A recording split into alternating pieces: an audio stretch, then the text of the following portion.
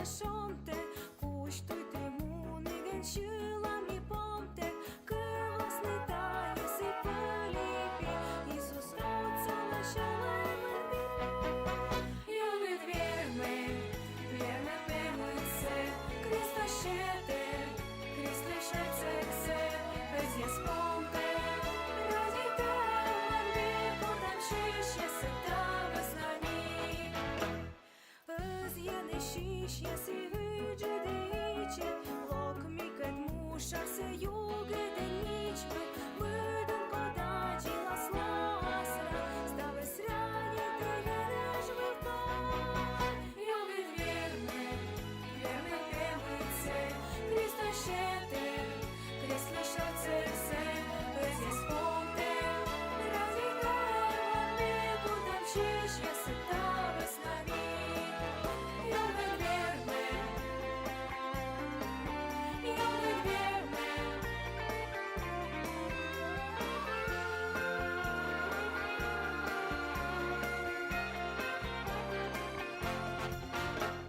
Орним юга диває де стача, вовтем факел я скипи де двача, є на жеміє піштракла лабі, помі муку я вошла лабі. Iubit vierme plevâțe, Христоșete, Христоșețexe, îți ies pomte, radite mărbi, podam și se tavă znani. Iubit vierme,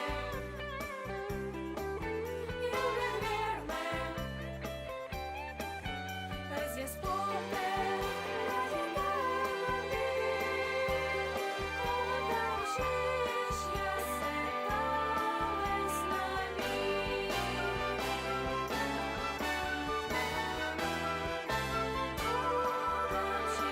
tavă znani. Vierme pe mânse, Христоșete, Христоșețexe, îți ies pomte, șar se iugă de nici, mădân codaci la. Iubit vierme pe mânse, radite mărbi, podam și se tavă znani.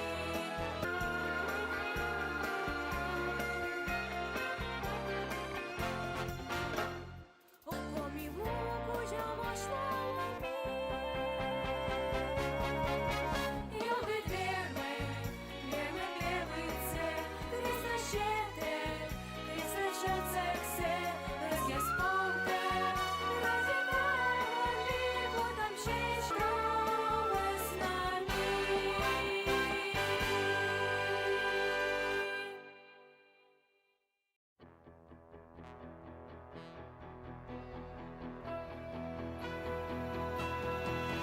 Iubit vierme pe mânse, Христоșete, Христоșețexe, îți ies pomte, radite mărbi, podam și se tavă znani. Iisus le radite mia nășomte, cuștui-te munigen și lami pomte, că vlastne taie se pălipi, Iisus oța nașala mărbi. Iubit vierme pe mânse, Христоșete, Христоșețexe, îți ies pomte, radite mărbi, podam și se tavă znani. Îți iene și se hâge de aici, loc mică mușar se iugă de nici, язык. И такие у нас остались свидетельства об этом. Но сейчас мы с нетерпением ожидаем нового перевода. Представляете, коми-язык, коми-народ, насколько шикарно живет. Мы ждем нового перевода полной Библии на коми-зырянский язык. Если кто ждем нового перевода на коми-язык целой Библии. То есть я в этом усматриваю, но кому много... Пятикнижия, ну, как книга, уже мы можем увидеть его как книгу, будут верстать. И вот так дальше. Ну, мы всегда думали, почему-то у нас в мыслях было, когда работали, а успеем ли мы вообще этот перевод сделать, успеем ли мы? Ну, почему-то было такое, что успеем ли мы это вообще перевести, выпустить, но мы понимаем, что настали какие-то сложные, конечно, тоже времена, и молимся, чтобы и изданием все у нас получилось, и финансы, и вот в этом роде. Вот почему-то такие мысли вот были, вот, успеем ли мы это все сделать. Ну, слава Богу. Господь завершит. Все, что Бог начал, Он завершит. Вот так что. Поэтому, конечно, наша церковь, она как бы является главным как бы участником всего этого проекта. Институт перевода Библии, конечно, Коми-церковь, потому что у Коми-церкви, конечно, есть ответственность перед Богом принести это Слово Божье народу своему, да, раскрыть, открыть. Вот, поэтому участие каждого будет важным. Вот, может быть, какие-то нужно будет финансовая тоже поддержку, чтобы сделать этот сам праздник Библии. Все, спасибо всем. Но сейчас подожди. Все ли участники проекта здоровы? Нет ли никакой проблемы у кого-то со здоровьем, с каким-то самочувствием, с финансовым состоянием? Все ли как бы еще мотивированы, чтобы завершить эту работу? Ну, слава Богу, на сегодняшний день все живы-здоровы. Конечно, бывает усталость, бывает вот такие вот переходные, да, но слава Богу, сегодня все живы-здоровы. Но сегодня надо молиться за богословского редактора Райли. Ей сделали небольшую операцию на нос, чтобы она скорее тоже вышла на работу. Ну и молитесь, конечно, за переводчиков, чтобы, ну и семейные, и какие-то вот такие моменты, чтобы мы, как бы, каждый из нас, чтобы мы могли вот в этом покое, в шаломе завершать этот труд, потому что сейчас очень надо такое концентрация, внимание, вот это все, чтобы вот как бы лично каждый переводчик, каждый редактор вот, были в таком покое, чтобы не было таких нападков, защита Божья. Вот, слава Богу. Хорошо, спасибо. Давайте помолимся тогда за переводчиков и проект этот дальше. У нас переводчики — это Нина Ивановна, Ираида Андреевна и Надежда Афанасьевна, 3 переводчика, которые трудятся, и богословские редакторы, это Райли и Мария, как я понимаю. Давайте встанем на ноги наши и пожелаем небесного благословения на эти заключительный этап. Сколько лет идет проект?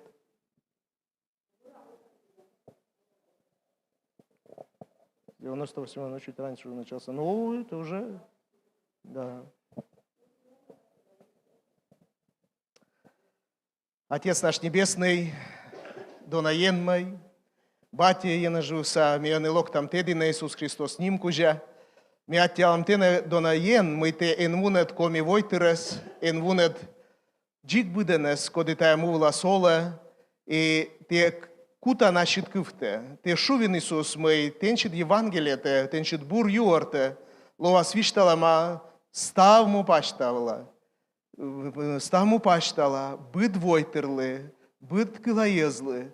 И те, Господь, табор щащуща виджедан, и мяджам каджита ставы сина, и мятелам сие мой, коми войтер таему влас, коми эмашиес кодьяс вермене лыддине, тенчит бурьорте асквылен, и атела сыш мой эмашиес кодьяс лен тюрме чушлон шамлон, и тешань буршием с медем вычинтая урцеводе. Мятела тена Господь сыш мой уна шово чырж, те век купадлин Йозес, кодиас ешке бощисти тая уджас, медим вуджедне тенчит бурюрте коми войтерли. Бурши Господь иони аурце, коди вече унавочежнин, и пуктема уна винтавле, и те пуктин тория Йозес, медим тая вечне урце, и те Господи ен мой тая бырянин, кад колас корми вичишам, кор эштас тая уджис. Ториян йона бурши Господь, медим некушем из вуджеды чеслен, уджалы чеслен, шилемас кушемке быттика мыка эговыче сие мой кола. Медим шилем вылас вылы лынь, мы вычим стався и вычим вывти бура, и арт ми ставыс мы косим вычтысе. Иисус Христос тип, кужа Господь пукты тая шилем вылас. И бурши ставнуся Джон Виджалунен, бурши Господь, быт Богшань, и семьяса бурши, и бурши медим некучем тырмытым тор, извел вужеды шаслан, редактор яслан Господь, код ясены уджаланы. Буршиам сиджа Господь, медим тая леджем вылас, вылы тырмыман шем, медим юзадам вылы, тырмыман вылы шем, медим Господь вылыны буркад яс, корми вермам, Утлан лышедны медим тай вылы гажа лун яс, кор лоас вызьема, тенчитая Библия те коми войтерли. Господь бурши тая, шет мианлы гыгырван лун кыджитая бурджик вычды. Инды йозес, код яс кутасты тавыста кывкутны.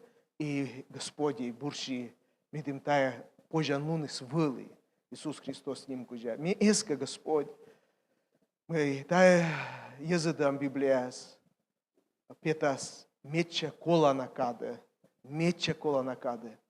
Ми эска талы Господь ставшилым шань. Мы те не кычен шормы. Не кычен термаш, но се щетан буршием, меча буркаде, медим петис, тае вуджидемыс. Тенат вежа небо гыт, комика вылын. Ты не дало вас помощи Тимошкам. Господь Бог мой, спасибо Тебе за то, что мы можем сегодня благословлять все народы. Сегодня во всем мире празднуется, отмечается День Библии на родных языках. Господь, спасибо Тебе, что нашлись люди, которые сказали, это важно отмечать, важно напоминать, что есть много народностей, много народов, много языков. И каждый народ достоин Священного Писания на своем языке.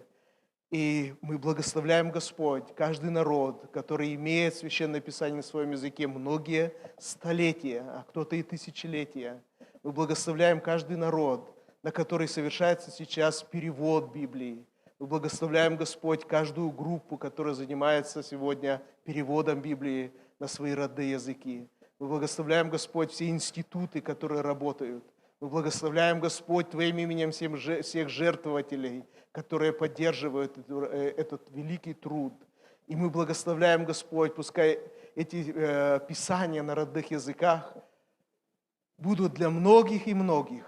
И они будут, я благодарю Тебя за это, светом, для того, чтобы множество людей познали Тебя, Господь, познали, каков Ты.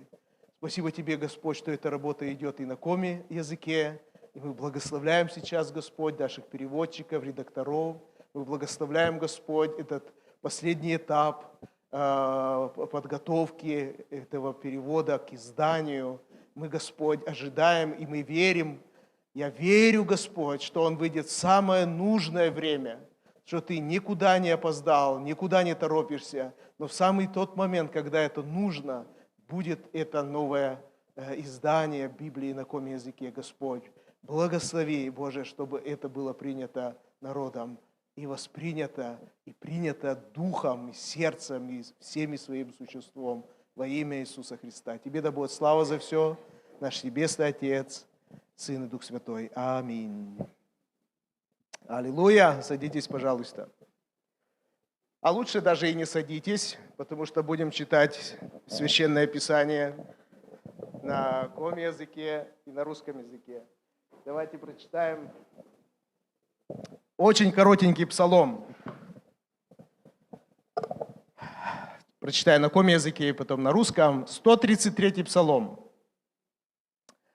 краме муниген шилем. Ошкай Господес, став силен кесегяс.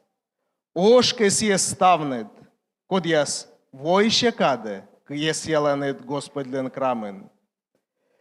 Кыпаде кинете вежаин лань, да ошкай Господес. Чиончань мед бурче астене Господь, енешсе да мусе вычищис. Аминь. Песнь восхождения в новом русском переводе. Благословите Господа все слуги Господни, стоящие ночью в доме Господнем. Вознесите руки свои в святилище и благословите Господа. Господь, сотворивший небо и землю, да благословит тебя, Сиона. Аминь. Некоторые иногда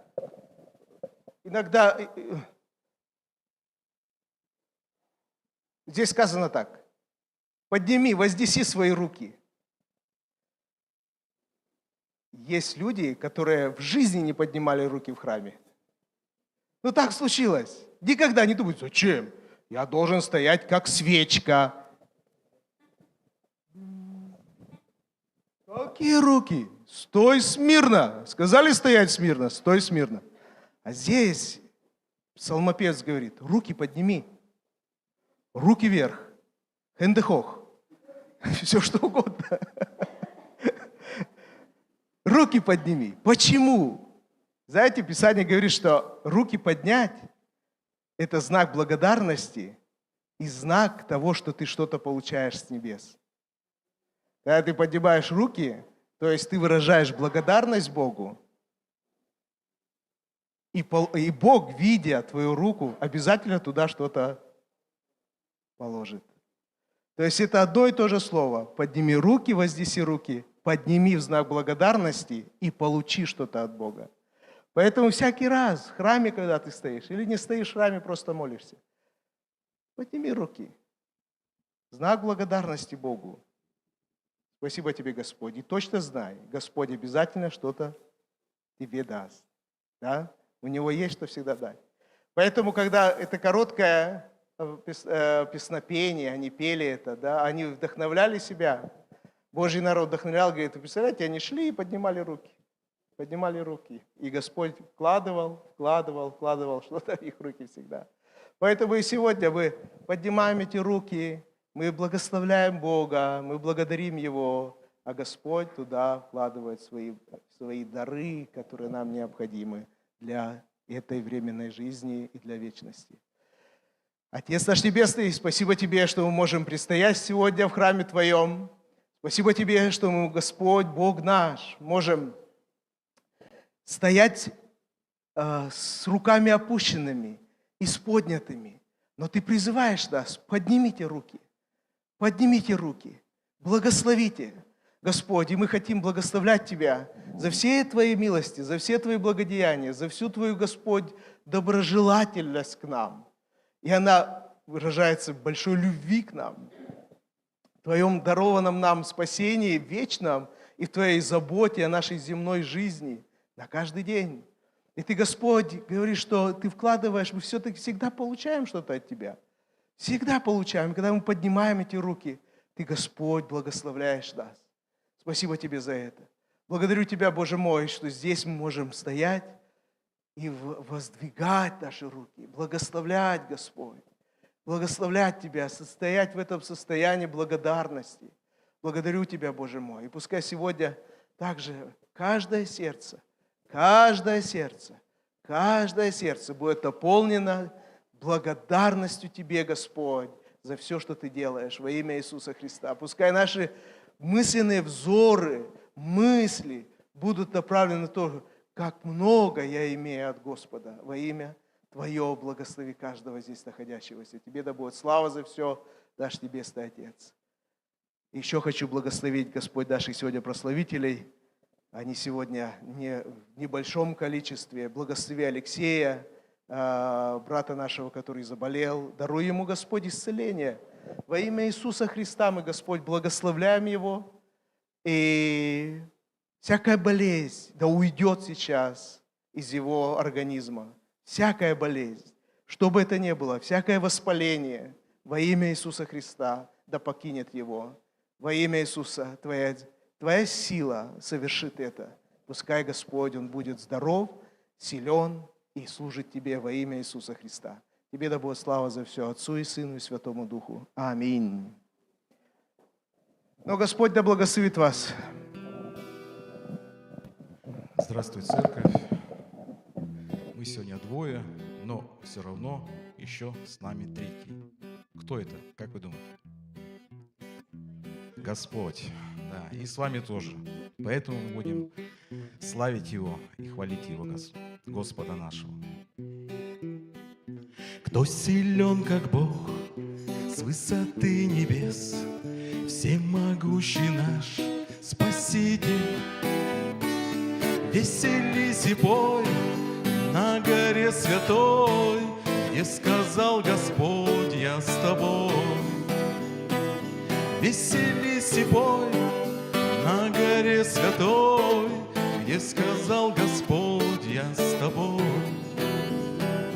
Воструби Сион, да разверни знамена, и воспой Израиль Богу своему. Пред лицом Его да преклони колено, и воздай всю славу вечному Царю. Пред лицом Его да преклони колено, и воздай всю славу вечному Царю. Кто силен, как Бог, с высоты небес, сотворивший жизнь и вечность. Веселись и пой на горе святой, где сказал Господь, я с тобой. Веселись и пой на горе святой, где сказал Господь, я с тобой. Поструби Сион, да разверни знамена, и воспой Израиль Богу своему. Пред лицом Его да преклони колено, и воздай всю славу вечному Царю. Пред лицом Его да преклони колено, и воздай всю славу вечному Царю. Поступи Сион, да разверни знамена, и воспой Израиль Богу своему. Пред лицом Его да преклони колено, и воздай всю славу вечному Царю. Пред лицом Его да преклони колено, и воздай всю славу вечному Царю. Аллилуйя.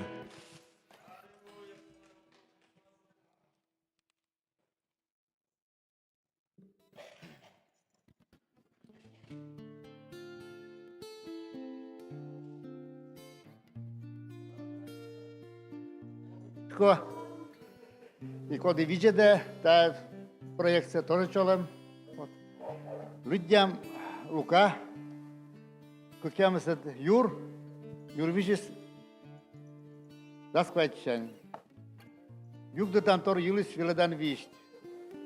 Östen bitte, was webtivne dozien, da aussultadne labичуле, те пуктene бикаквиле, ведем пуришас аджисне югутсе. Став гушаяс вошчас, да став жибамаяс йозашас, это сортце. Кодлен сулиш этасне, кодлен абу сулиш вечек тяйтанаса боштасне. И коды Иисусли мам да вок. Иисус дина локтесне мамыс да вок яс. Но уна йоз веснана е эз верменем матысчине Иисус дине, südine. Иисус вишталис. Иисус ли вишталисне. Мамет вок яскед увлаенеш. Тене көсен аджедлине. Иисус шуз. Yenliş kıvzış yaz da sü şerti oluş yaz mena мам да вок яс. Аминь.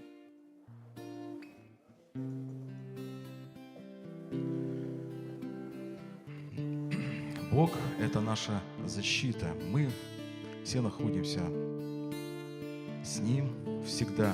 В Нем Господь. Он всегда с нами, и мы можем всегда ходить смело с Ним. Слава Богу. Кто живет под защитою Всевышнего, покой всемогущего обретает? Кто живет под защитою Всевышнего, покой всемогущего обретает? Я скажу Господу, я скажу Господу, Ты мне прибежище и моя крепость. Я скажу Господу, я скажу Господу, Ты мне прибежище и моя крепость. Доверюсь я, доверюсь я, доверюсь я, доверюсь я. Ен мыслен, вы навек те дулы нолыш, ен лен гордя сулын шойче. Ен мыслен, вы навек те дулы нолыш, ен лен гордя сулын шойче. Ен мы слышу аминь, ен мы слышу аминь, Ты нам видящий, Ты саем. Ен мы слышу аминь, ен мы слышу аминь, Ты нам видящий, Ты саем. Ен кин ме, ен кин ме, ен кин ме, ен кин ме.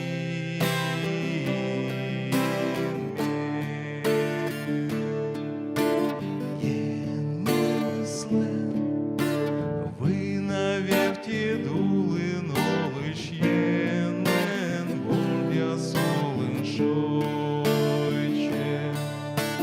Ен мыслен, вы навек те дулы нолыш, ен лен гордя сулын шойче. Слышу аминь, ен мы слышу аминь, Ты нам видящий, Ты нам саем. Ен мы слышу аминь, ен мы слышу аминь, Ты нам видящий, Ты нам саем.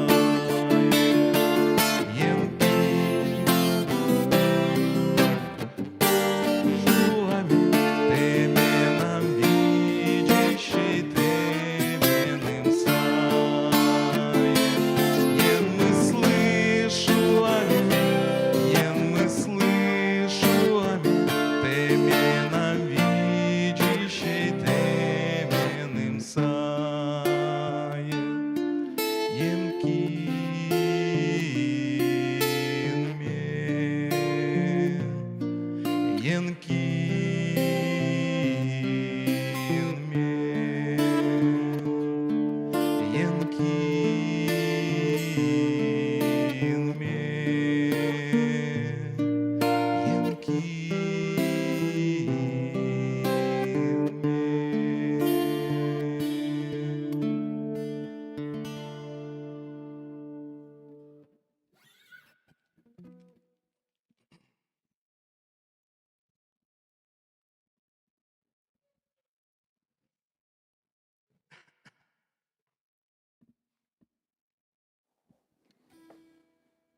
Лидя.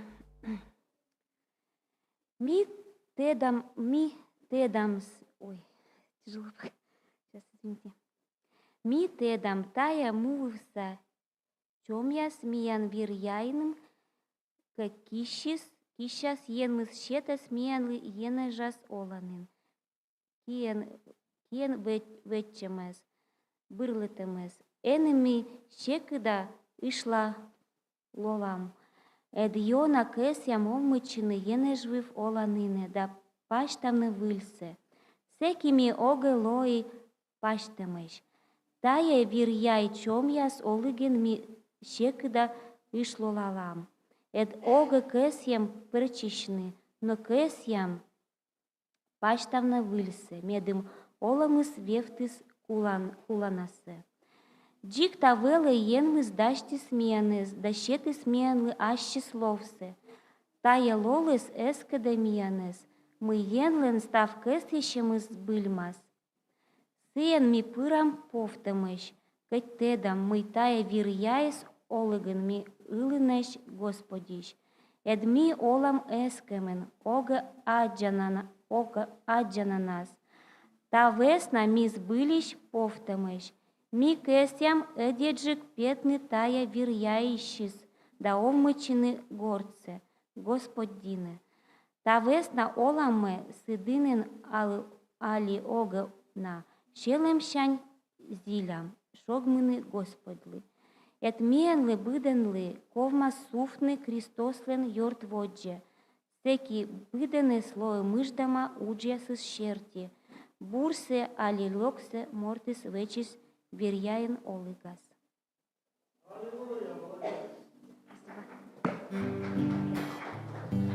Дорогой Небесный Отец, милостивый Господь, мы снова предстоим перед Тобой, Господь. Благодарим Тебя, Иисус, за то, что Ты умер за нас, за то, что Ты с нами всегда, Господь, дал вечную жизнь, что Ты защита наша, Господь. Благодарим Тебя за все. Аминь.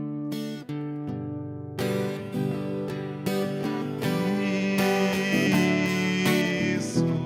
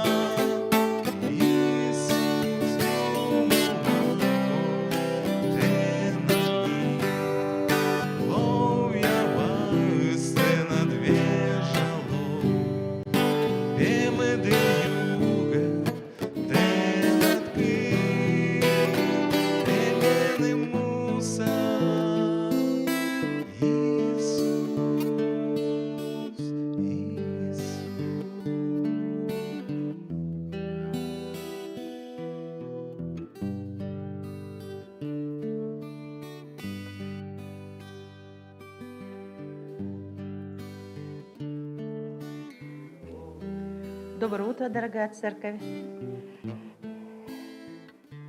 Я буду читать на русском языке. Иоанна 21, с 15 по 19. Испытание Петра и возвращение ему апостольского служения.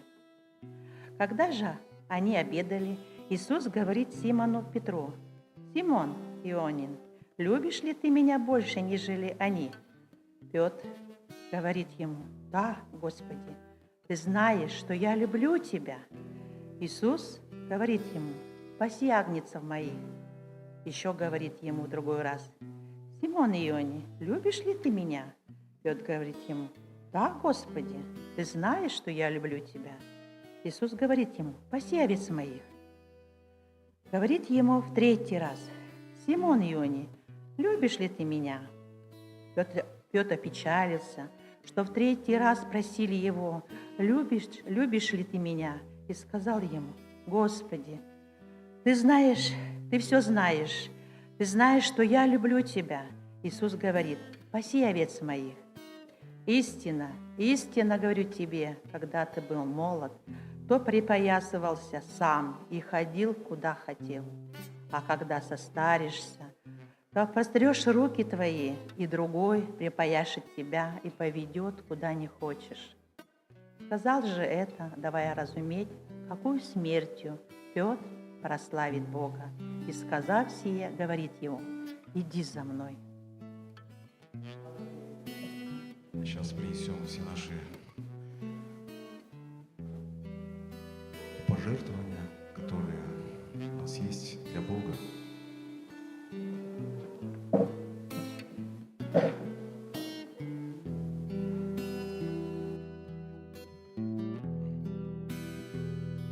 Сердце чистое сотвори во мне, и своею живою водой сердце мое омой. Сердце чистое сотвори во мне, и своею живою водой сердце мое омой. Реки воды живой, реки воды живой, реки воды живой, это Дух Святой. Реки воды живой, реки воды живой, реки воды живой, это Дух Святой. Сердце чистое сотвори во мне, и своею живою водой сердце мое омой. Сердце чистое сотвори во мне, и своею живою водой сердце мое омой. Реки воды живой, реки воды живой, реки воды живой, это Дух Святой. Реки воды живой, реки воды живой, реки воды живой, это Дух Святой. Реки воды живой, реки воды живой, реки воды живой, это Дух Святой. Реки воды живой, реки воды живой, реки воды живой, это Дух Святой. А сейчас все вместе. Реки воды живой, реки воды живой, реки воды живой, это Дух Святой. Реки воды живой, реки воды живой, реки воды живой, это Дух Святой. Слава Богу.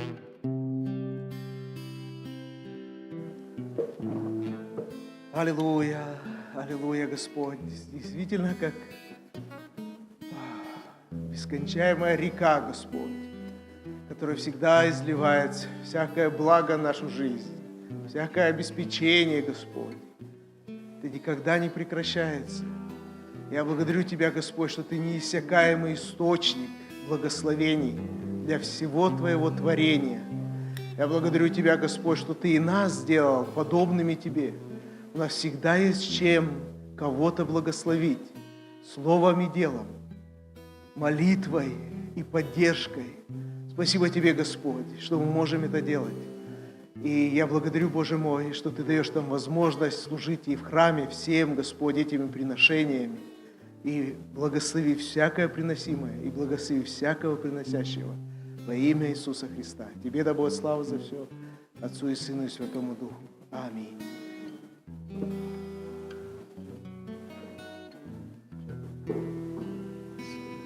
А сейчас наши самые маленькие братья и сестры, пожалуйста, на сцену. Будем прославлять Бога, петь Ему песни, молиться.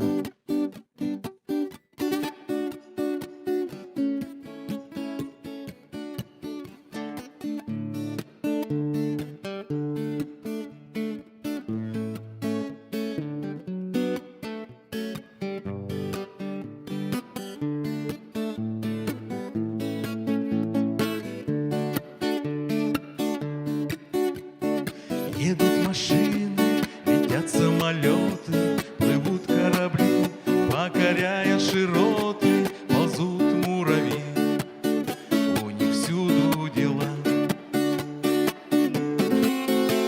А я спокоен, я отдыхаю, легко вдыхаю и выдыхаю. Я знаю слово, оно от Бога, для счастья нужно совсем немного. А я спокоен, я отдыхаю, легко вдыхаю и выдыхаю. Я знаю слово, оно от Бога, для счастья нужно поверить в Бога. Парурам, парурам, парурам, парурам, парурам, парурам, парурам, парурам. Ты можешь стоять, а можешь сидеть, ты можешь молчать, а можешь и петь, но без него на душе пустота. Время пришло выход найти, время пришло к Богу прийти, ведь без Него это все суета. А я спокоен, я отдыхаю, легко вдыхаю и выдыхаю. Я знаю слово, оно от Бога, для счастья нужно совсем немного. А я спокоен, я отдыхаю, легко вдыхаю и выдыхаю. Я знаю слово, оно от Бога, для счастья нужно что? Поверить в Бога. Парурам, парурам, парурам, парурам, парурам,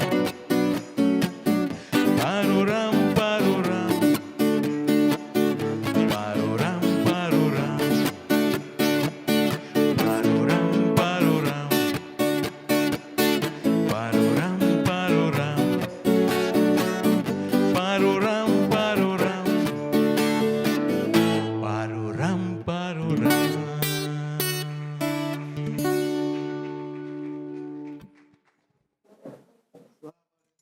Слава Богу, слава Богу. Соломон, все хорошо?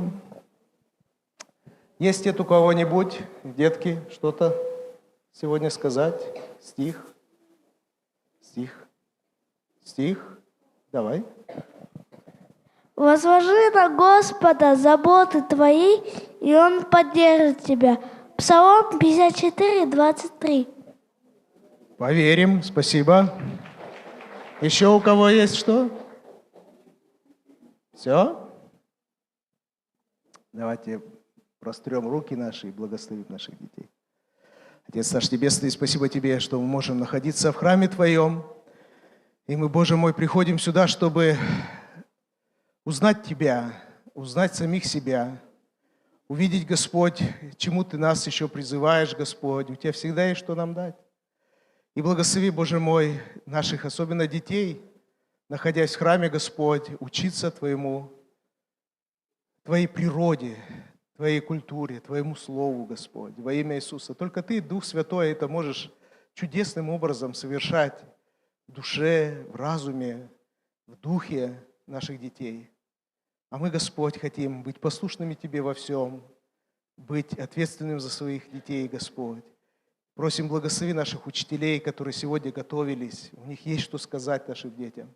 Пускай, Господь, то слово, которое Ты положил в сердце учителей, будет очень важным и полезным для наших детей во имя Иисуса Христа. Мы просим Тебя, Господь, Духом Святым, направляй, управляй и касайся сердец наших детей. Аминь. Господь да благословит вас. Кто в воскресную школу, пожалуйста, с родителями пройдите воскресную школу. Кто остается с родителями здесь, остаетесь в зале. С Богом.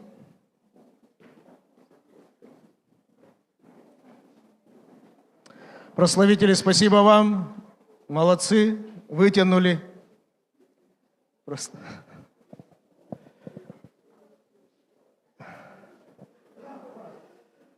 Аллилуйя. Скажите, сегодня у нас именинники есть или нет? Кто в курсе? Есть нет у нас именинники? Мария Андреевна? О, Мария Андреевна, слава Богу. Давайте поприветствуем. Корна вилити на чужанунет. Ну, знаете, видишь, какие. 8 ноября. Кокетничает, видишь еще. Ой, это вот что значит 18 лет? Кокетство-то никуда не делось. Чего не делать? Все, проехали. У меня Семен говорит, тебе уже наушники нужны. Ну, видимо, он другое что-то имел в виду. Ну да. Слава Богу. То есть 8 ноября у тебя, да? Да, 8 ноября. Ну, молодец, слава Богу. Слава Богу, Господь хранит, благословляет, дает силу, здоровье. Аллилуйя. Смотрела Давида Хасавея, 90 лет. И все служит. Да, служит в Казахстане. Говорит, Господь меня благословил служить в России. Но Путин, англичан не любит и не пускает меня в Россию. Поехал в Казахстан. А он же сказал, я не умру, пока не увижу пробуждение России. Он сказал тоже сейчас, да. Так что будет жить Да. долго и счастливо. Умирать не собираюсь, как Илью взяли в вихре огня, так и меня возьмут. Ой, слава Богу. Я, говорит, еще только начинаю жить. Вот так и сказал. Исцелять все могут. Слово Аминь. Божье все могут говорить. Аминь. А чтобы веру сохранить, это очень трудно. Господь да нас благословит сохранить веру до конца жизни. И всем желаю это. И благословляю всех. Аминь, аминь, аминь. Веру сохранить надо. Апостол Павел сказал, на первое место это поставил. Веру сохранил, да? Аллилуйя. Давайте благословим нашу дорогую. А прежде всего дадим возможность вытащить лотерейный билет. Пожалуйста. Сейчас, ну-ка, давай это все как-то так поставлю, чтобы не просто сверху ты взяла, а могла выбрать. Не знаю, что-то. Давай, что там у тебя? Ой, красиво. Одну или две штуки. Не вижу, вы читайте. А кто же видит? Никто не видит. Боже, надежды, да. Ну-ка, попробуй мои. Ну, Бог же надежды, да, исполнит вас всякой радости и мира, веры, дабы мы силой Духа Святого обогатились надеждою. Ты посмотри, как много слов тебе выпало. Да, не всем такая удача. Давайте благословим Марию Андреевну. Отец наш Небесный, слава Тебе, благодарение за нашу дорогую старшую сестру Марию Андреевну, Господь. Спасибо Тебе за то, что Ты очень-очень, Господь, благ к ней и любишь ее безмерно. Благословил Господь ее предков, благословил Господь их познать Тебя. И они сохранили эту веру. Мама Мария Андреевна сохранила эту веру до конца и передала Господь эту веру. Спасибо Тебе. И Мария Андреевна в этой вере, Боже мой, пускай эта вера также будет, Боже мой, и в ее детях, и в детях ее детей, Господь, и дальше, во всех поколениях, Боже мой. Во имя Иисуса Христа и благослови, чтобы Мария Андреевна говорила Слово, как Твое Слово. Все ее Слово было бы всегда, Господь, авторитетно, важно, чему мы готовы все прислушиваться, потому что мы понимаем, что человек с таким опытом жизни не может говорить, что попало. Это мы по молодости говорим, неизвестно что. А Господь, Ты даешь мудрость в этом возрасте, даешь, Господь, слово важное, нужное и своевременное. Спасибо Тебе за это. Благослови, Господь, Марию Андреевну здравием, и телесным, и душевным. Во имя Иисуса Христа. Аминь.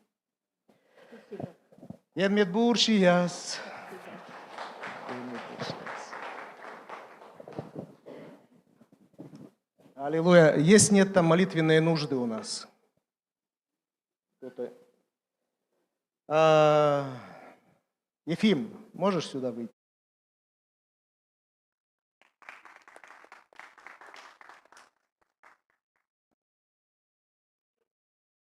Кто не знает, это Ефим.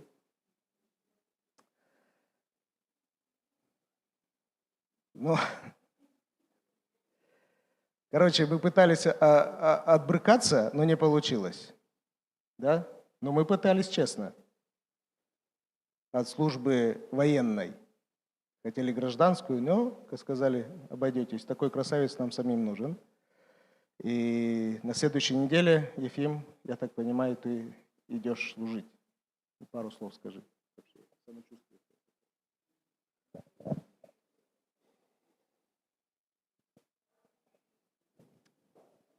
Ну, какое-то волнение, конечно, присутствует от неизвестности, что, куда.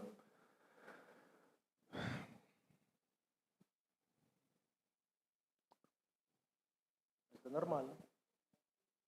Ну да, но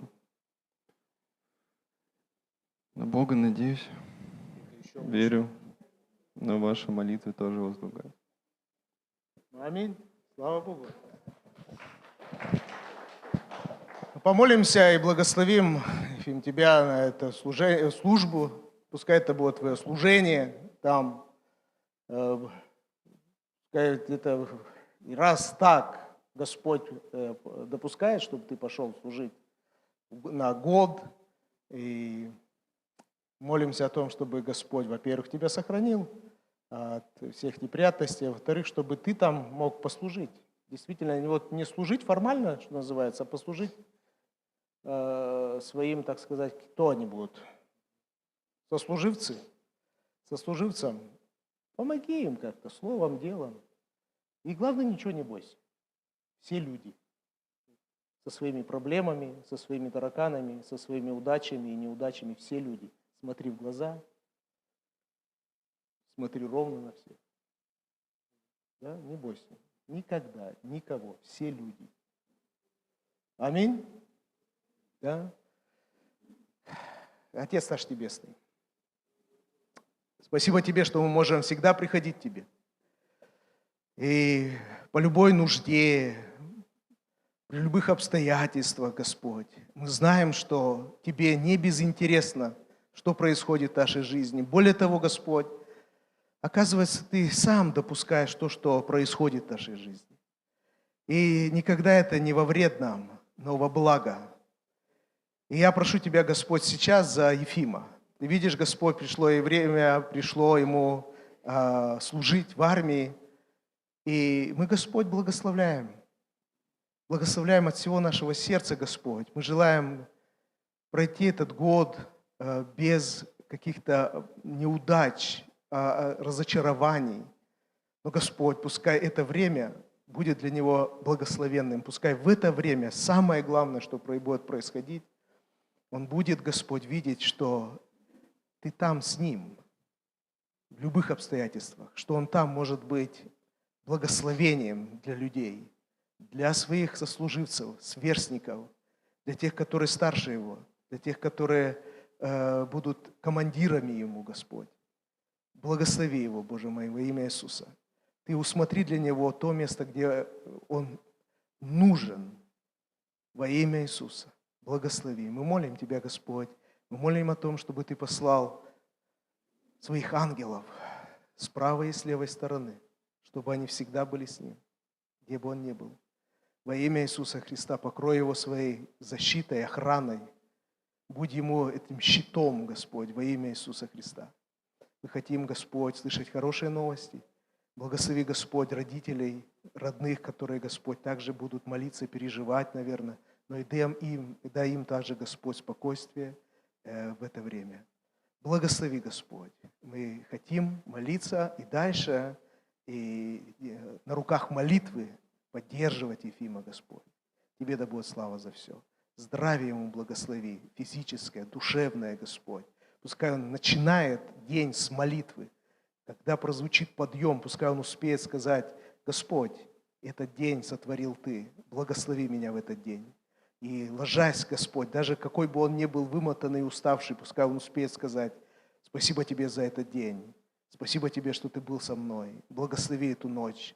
Господь, пускай он всегда знает, что Ты его слышишь и Ты его благословляешь во имя Иисуса Христа. Аминь. Благословение тебе. Но ты как бы не забывай, весточки какие-то кидай молодежи, хорошо? Они передадут нам. С Богом.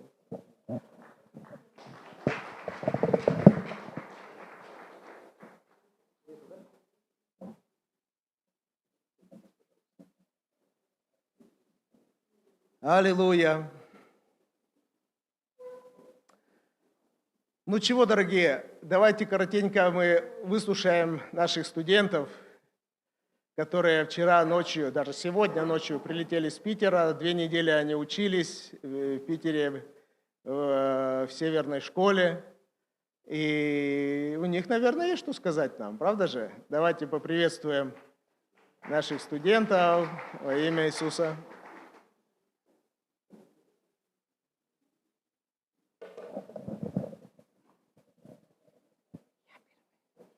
Нет, она будет последняя. Давайте поприветствуем наших студентов. «Красавцы и красавиц». Так назывался фильм. Ну, Лида, несколько слов. Ты довольна? Я очень довольна. Я в первый раз была в Питере, и мне очень понравилось. Там Питер понравился? в школе в самой тоже очень понравилось. У нас пар из ушей шел, что такая была учеба интенсивная, просто вообще спали, вырубались просто уже вечером без задних ног. Но все равно песни, танцы, молитва была до часу ночи, все равно. Уставали, не уставали, все равно. Понравилось, я приглашаю, я говорю всем, чтобы все шли на эту школу, там интересно. Временами и трудно, но я вот думала: Господи, зачем я здесь? Я же не перевожу, и даже коми толком не знаю, ну вот чисто смысл понимаю. Вот, и я, наверное, была все равно там нужна почему-то. Узнаем, да? То есть, пункт номер 1. У кого проблема с бессонницей, записывайтесь в библейскую школу. Вырубаться будете конкретно. Да. Слава Богу, спасибо, Лида.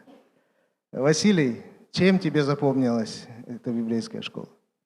Но насчет Питера там 2 раза были всего лишь, а она понравилась, там в Сиркоярве, короче, это озеро, там поместье есть, вот, там учились мы, короче, да.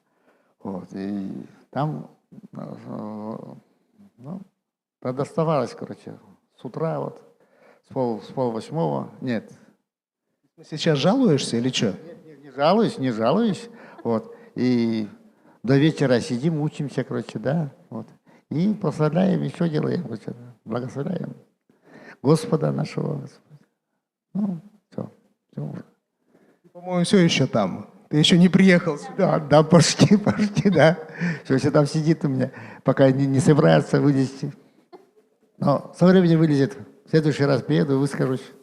Аминь. Аминь. Настя, но ты как бы не первый год верующая. Тебе что-то дало вот эта учеба? Конкретно что-то дало? Мне эта учеба очень много дало, потому что как бы у меня немножко открылись глаза, вот как правильно вот, ну, нести людям весть. Вот. Было немножко неправильное представление. Вот, как бы. И Бог как бы поправлял меня. Вот. Ну, конечно, было немножко трудно, особенно когда Кайрос был. Ну, Бог же меняет тоже нас. И вот, ну, я знала, что это нужно было, но было трудновато, конечно. Чтобы люди знали, значит, у вас 2 недели было. Первая неделя это был Кайрос курс, миссионерский курс. А второй курс это был, вторая неделя это была работа над переводом Библии, библейской истории. Надо было в простом изложении, да, подготовить. Но я что поняла, что Кайрос нужно каждому верующему человеку проходить. Потому что если мы хотим нести Евангелие в народы, нужно, ну, знать, как правильно это делать, какой правильный подход к людям нужно. Это очень важно. Как бы. Я бы очень хотела, чтобы молодежь туда шла. Ничего не бойтесь. Просто у вас, может, даже как-то вы быстрее это схватите. Там молодые трудятся, миссионеры. Вот. Мне очень понравилось, да. Очень довольна. Как кормили? Там откармливали нас вообще. Я говорю, мы приедем, первое, что я сделаю, это я сяду на диету. Пункт номер 2. Кто голодает, записывайтесь в библейскую школу. И Бог позаботился обо всем просто. Вообще чудесно. И для меня еще трудно было, я еще вот переживала, думаю, как я без семьи, мы же все вместе это ездили. И мне некогда даже было скучать. И Ваня звонит, говорю, Ваня, мне некогда, извини. Вообще даже не успела соскучиться, да, они больше скучали. Пункт номер 3. Кому надоели домашние, в библейскую школу. Да. Слава Богу, да. Я хочу вас благословить, чтобы вы также вот не бойтесь ничего. Угу. Надежда, кто был в библейской школе? Откуда? Из каких регионов, из каких народов были в этой библейской школе студенты? В библейской школе мы были такоми, удмурты были, карелы северные и южные вроде бы карелы. Потом были ханты и денцы. Сами не смогли приехать, потому что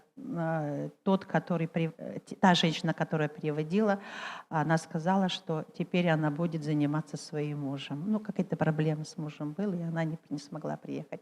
Так нас было 7 народностей вроде бы. 7 народов было, да? 7. Потому что у них еще трамаганские, у них 3 диалекта. Это у кого? У хантов, немцев и еще какой-то диалект, трамаганский какой-то еще диалект, но они тоже ханты. Короче, у них 3 народности. Они когда переводили, у них тоже на 3 группы разделились. Угу. Ну, слава Богу за вас.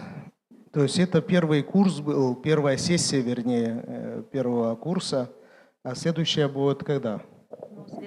Следующая у нас будет в апреле, но наши кураторы, те, которые с нами были по переводу Библии, они будут приезжать к нам в течение года. Когда мы соберемся, когда более свободное время будет, они сюда будут приезжать к нам, потому что мы будем переводить Библию, там не то что детская, а именно переводить именно рассказы на разговорную речь, ту, которую нам свободно понять, и мы свободно владеем этим языком. Это получается, мы учили устное и разговорную, да, устную и разговорную вот эту речь, чтобы мы, когда читали, мы понимали. Хорошо. Но если они сюда приезжают, значит, могут участвовать в этой работе и другие, да? Да. Они сказали, что потому что тестировать будут именно те люди, которые не участвуют в переводе, другие люди, которые могут приходить, чтобы они смогли понять, потому что мы говорим на одном, а другие другом, чтобы серединку мы могли найти, чтобы люди все понимали. Спасибо. То есть для понимания. То есть перевод классический, скажем так, академический перевод Библии, да, на письменный язык. Для кого-то это трудно, потому что мы понимаем, что есть люди, которые знают только на слух, понимают только на слух, скажем, те же самые из коми народа, есть люди, которые только воспринимают на слух, но читать не умеют. Не то, да, это вот, пожалуйста, неграмотный.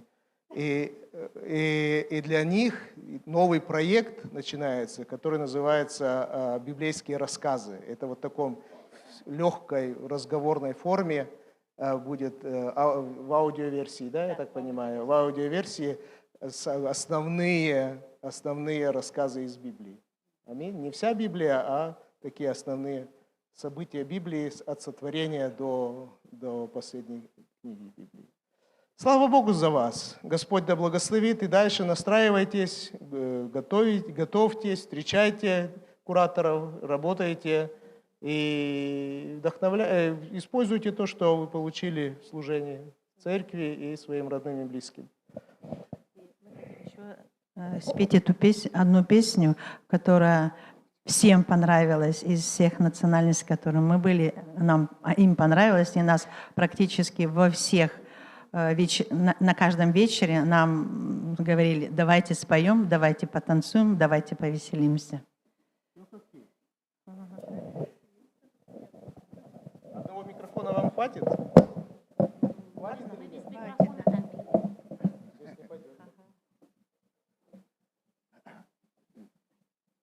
Тоже вместе прославим, вы поддержите. Можете встать, потанцевать. Это очень веселая Какая песня, может быть, выйдет? Порвежа ловус мене. 35. Когда Дух Господень наполняет меня. Я еще хочу отметить, что наши песнопения очень понравились. И вот то, что костюмы, вот. Да. Мгм. Ага.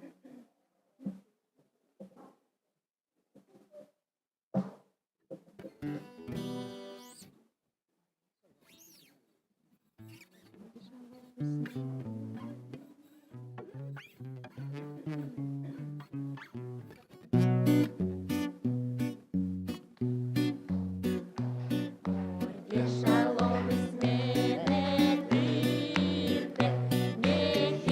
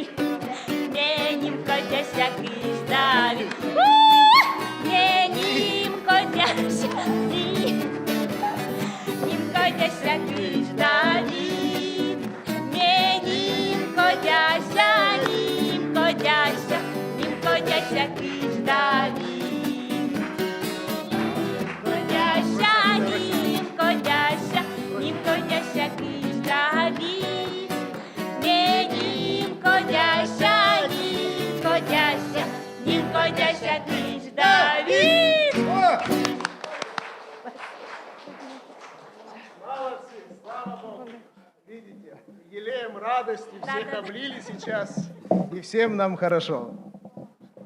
Аллилуйя. Спасибо, спасибо всем. Ну что, слава Богу, вроде бы объявление сделали, представление сделали, все сделали. Есть нет у кого-то еще что-то сказать, какое-то свидетельство, объявление? Все хорошо. Ну, давайте, друзья мои, поприветствуем нашего дорогого сегодня гостя, пастора, служителя села Дон и Усть-Коломского района, Дона Вокес, Йенмустанкес Ялычес, Андрей Кудиновес.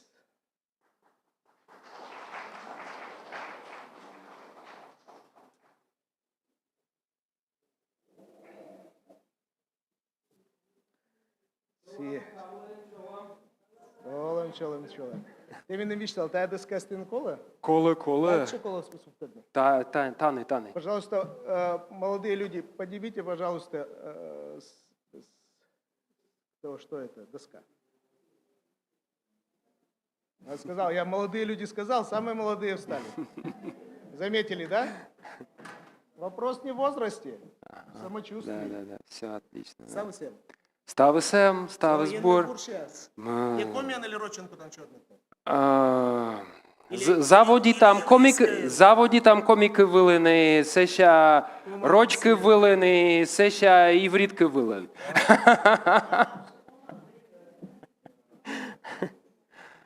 Ой, да, слава Богу. Приветствую вас всех. Чолом ставли. Ме Андрей Куломдиниш. И ме пастырь Донской крестьянская вичка. Донса. Да. То дане. Дон шикт. Да. Дон ты. Чолом ставлы, привет всем от нашей христианской донской общины. Все вам большой привет передавали. Давненько мы у вас тут не были. Да, спасибо, Даниил, что пригласил. Очень приятно. Это большая честь для нас, радость большая. Со мной тоже моя жена, вот там на галерке присутствует, Лена. Приехала. Значит, вот приехали мы сегодня здесь, чтобы поговорить с вами на определенную тему. Данил меня даже не спросил, о чем ты будешь говорить вообще. Ну, настолько, джик доверяй-то, джик доверяй. На доверии все вообще построено. Слушай, ключи, может, еще дашь мне от входа? Да, это приятно, кстати, приятно, потому что с годами ты, когда уже знаешь какого-то человека, да, не знаю, там, друга, или в семье, да, или вот в церковных даже каких-то отношениях, да, и ты просто уже начинаешь доверять человеку, да, доверять, потому что ты уже знаешь его не первый год, да, и очень приятно видеть, вот многие из вас, я знаю лично кого-то, да, с кем-то уже не видишь. Последний раз мы были здесь с Донской христианской общиной, приезжали к вам, лет 8 назад, что ли, что-то вообще уже давно было, да, приезжали мы, да, слава Богу, у вас так уютно, у вас так тепло, вот эта душевная теплота такая, у вас такая же и осталась. Да, слава Богу, что вы любите Господа, служите Ему здесь, на коме земле. Мы тоже с Божьей помощью пытаемся тоже служить Богу на коме земле.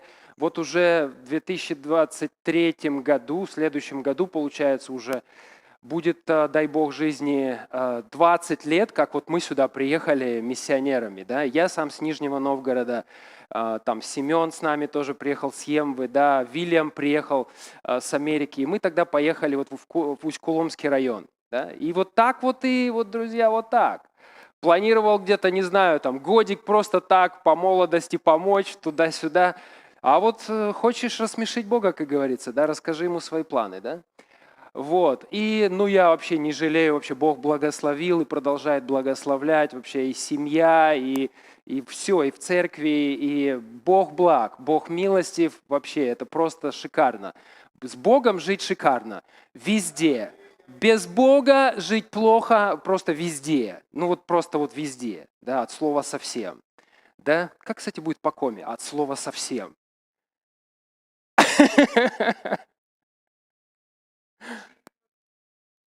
Дикая вещь. Дикая вещь, да? Хорошо. Я сам профессиональный переводчик, тоже выучился в свое время английский, испанский. Как бы, да, Бог дал тоже способности к языкам, и потом вот приехали сюда, вот познакомился с коми-языком, с коми-культурой.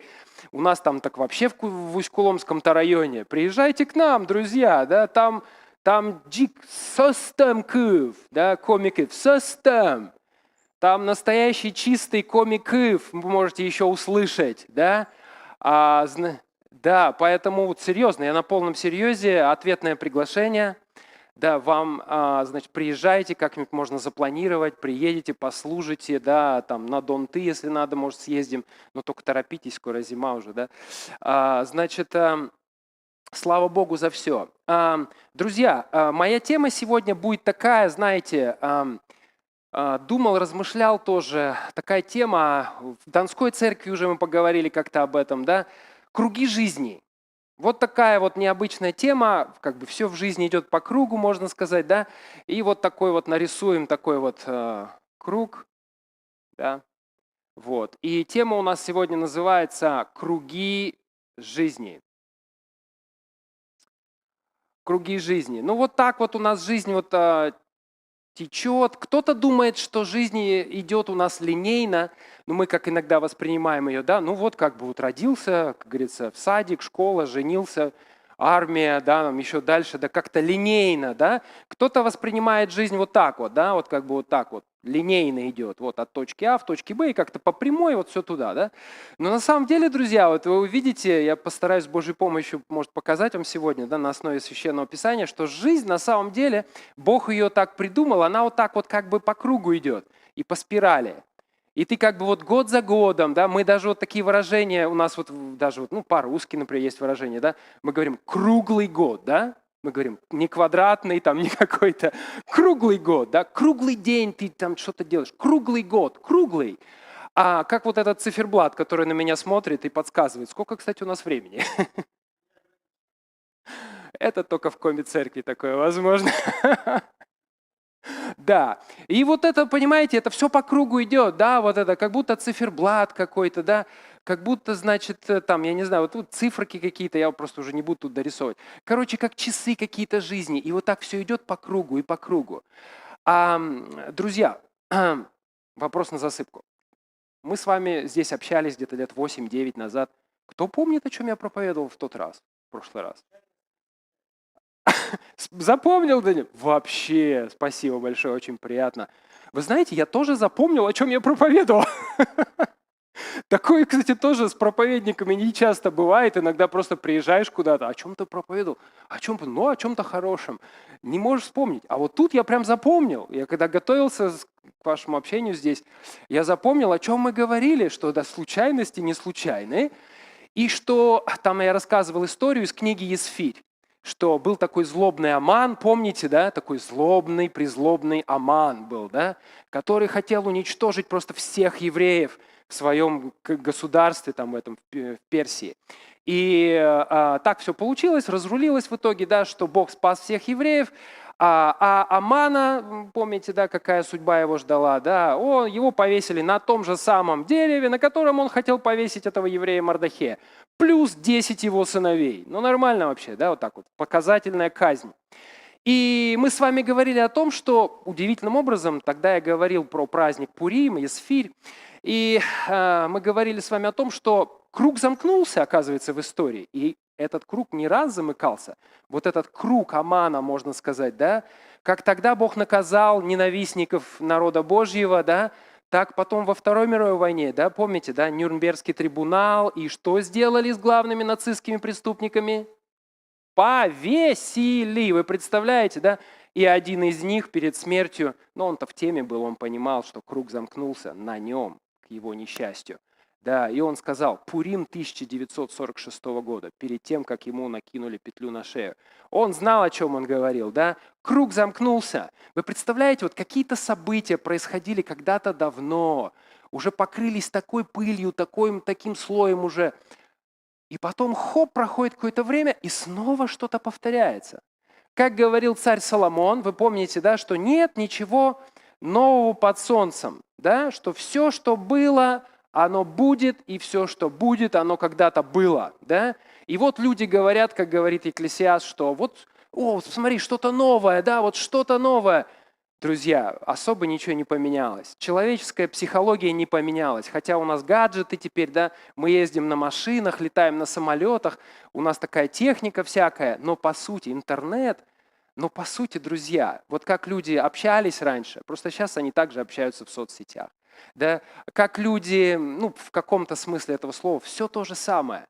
Все то же самое. Люди радуются, люди любят, люди завидуют, люди клевещут, люди ссорятся, люди мирятся.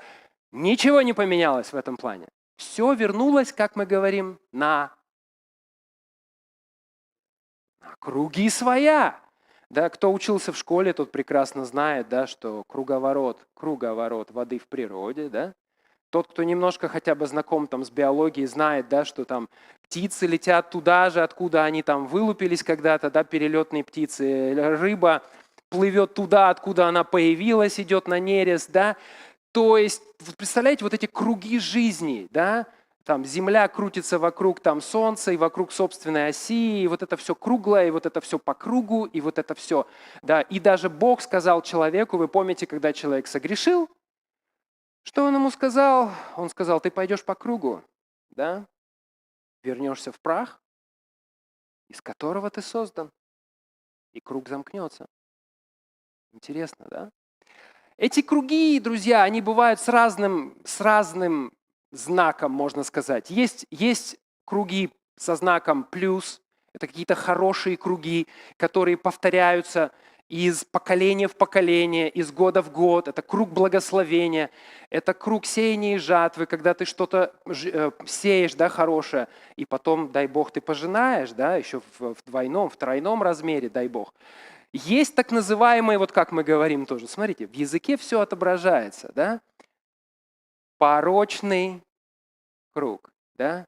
Есть порочный круг, круги со знаком минус, да? Ведь смотрите, то же самое, круглый год, порочный круг, круговорот воды в природе, еще чего-то, событий в мире. То есть мы говорим порочный круг. Что это такое порочный круг? Но это какая-то связь событий, что вот там, не знаю, не дай Бог, конечно, да, там, как там, в семье там у кого-то один что-то делал, да, неправильно, да, там, может быть, там, пил кто-то, да, не дай Бог, да, и, в общем, потом, там, дети, насмотревшие всего этого, тоже стали, да, ну, и как они говорят, ну, как, я же вырос, вот, родители пили, а что, я больше никакой жизни не знаю, они же пили, ну, вот, и так далее. И мы говорим, надо порвать этот порочный круг, да, мы говорим. И действительно, друзья, с Божьей помощью вот такие порочные круги, или как круги греха, круги каких-то неправильных решений, которые еще до нас кто-то там, может быть, даже делал, их с Божьей помощью, конечно, можно порвать по милости Божьей. И Бог выводит людей на новый уровень взаимоотношений с Богом. И мы с вами знаем, что, как вот даже в 10 заповедях написано, да, там, что до 3-го и 4-го поколения там Бог наказывает что-то там, кого там, значит, ненавидящих меня, да, но до 1000 родов, до 1000 поколений, вы представляете, насколько Божий пряник больше Божьего кнута, да, но разве это не благая весть? Это благая весть, друзья, да. Бог, Он не такой строгий, вот прям как мы его себе представляем. Его милость, она, конечно, намного больше, чем его строгость. Хотя строгость тоже есть. И вот, друзья, я вот заметил такую вещь, да, что, как написано в пророка Исаии, я просто буду некоторые места Писания приводить. Не обязательно, может быть, вам даже их все открывать. Вы потом можете, если посмотреть в записи, просто, будет какое-то количество Писаний. Я не буду вас грузить сильно. Просто, чтобы были ссылки, чтобы вы могли в записи, может, кто-то смотрит, да, потом как-то открыть, посмотреть, да. Исайя 46:10 написано: «Я возвещаю от начала», это Бог говорит, да, через пророку Исаия, «Я возвещаю от начала то, что будет в конце». То есть вот он уже видит в начале то, как оно, вот какой круг оно сделает, да, и куда оно в итоге придет, да. Если ты читаешь Библию, то ты действительно видишь это, что Обрати внимание, с чего начинается Библия, да? Вначале сотворил Бог небо и землю, да? Земля же была безвидна и пуста. Потом он создал вот этот Эдемский сад. Да? Потом мы знаем, что человек согрешил, был выгнан из этого Эдемского сада.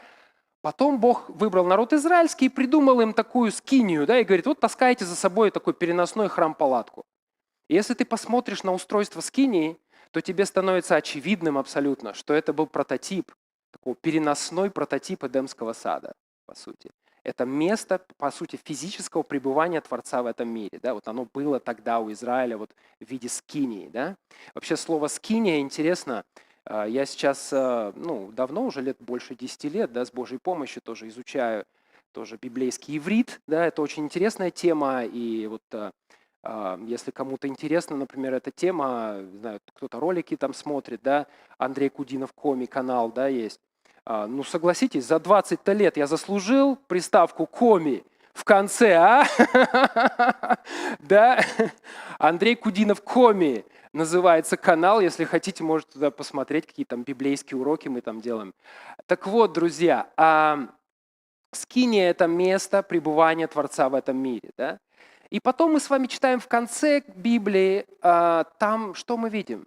«И увидел я новое небо и новую землю, а прежнее прошло, и тоже дерево жизни, и тоже, по сути, рай, и река течет из него, и так далее». Да? То есть мы видим, что опять круг замкнулся, только хороший круг.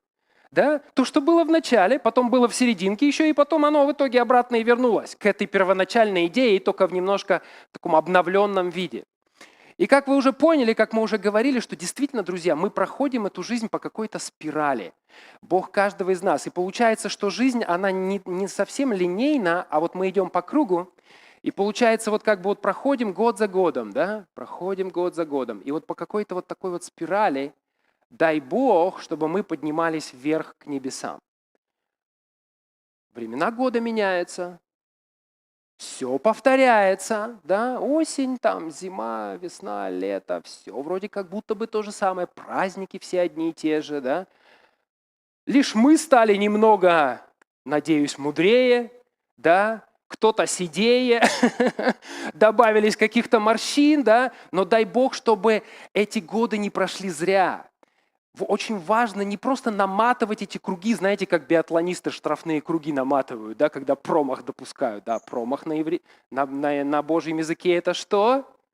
Это грех. И вот биатлон – очень классный христианский вид спорта в этом плане. Там вот промах, и вот иди бегай, лишние круги наматывай, да, можно сказать, отрабатывай, или как это там, да, искупай эту, да, вину, можно сказать. Ну, слава Богу, Бог нас искупил через кровь Иисуса Христа, да. Но в этом тоже есть какой-то урок в биатлоне для нас. Так вот, друзья, наша задача вот из года в год проживать эту жизнь и не просто проедать эту жизнь, не просто купить себе еще, знаете, еще там 2 дубленки, еще 5 шмоток, еще новую машину поменять, там старую на новую, да, и еще раз съездить в Турцию или в Крым. Понимаете, да? Смысл в том, чтобы вот эти круги проходить из года в год, да? А, кстати, зачем вот это Бог, вот Он дает вот эти круги?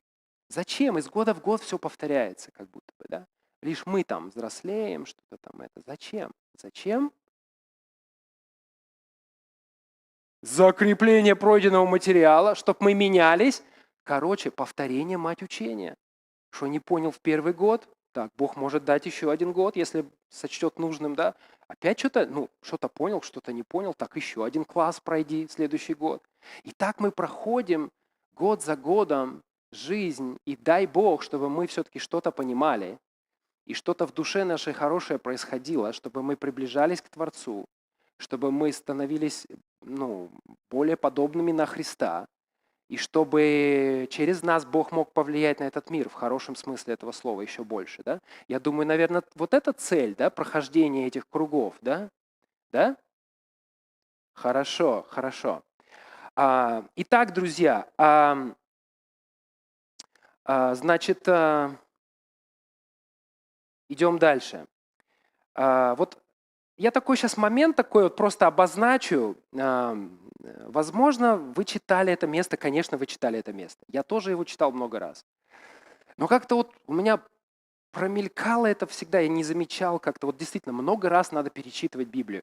Вот когда ты, кстати, вот тоже читаешь Библию. Кстати, кто прочитал Библию от корки до корки? А между корками кто прочитал? Один раз, да, кто-то уже прочитал Библию, да? И вот вопрос возникает у многих, да, но я вот прочитал Библию один раз, что делать дальше? Вот у евреев, с этим вообще не возникает никаких вопросов. Они за год прочитывают обычно Пятикнижие Моисея, у них такая традиция, да?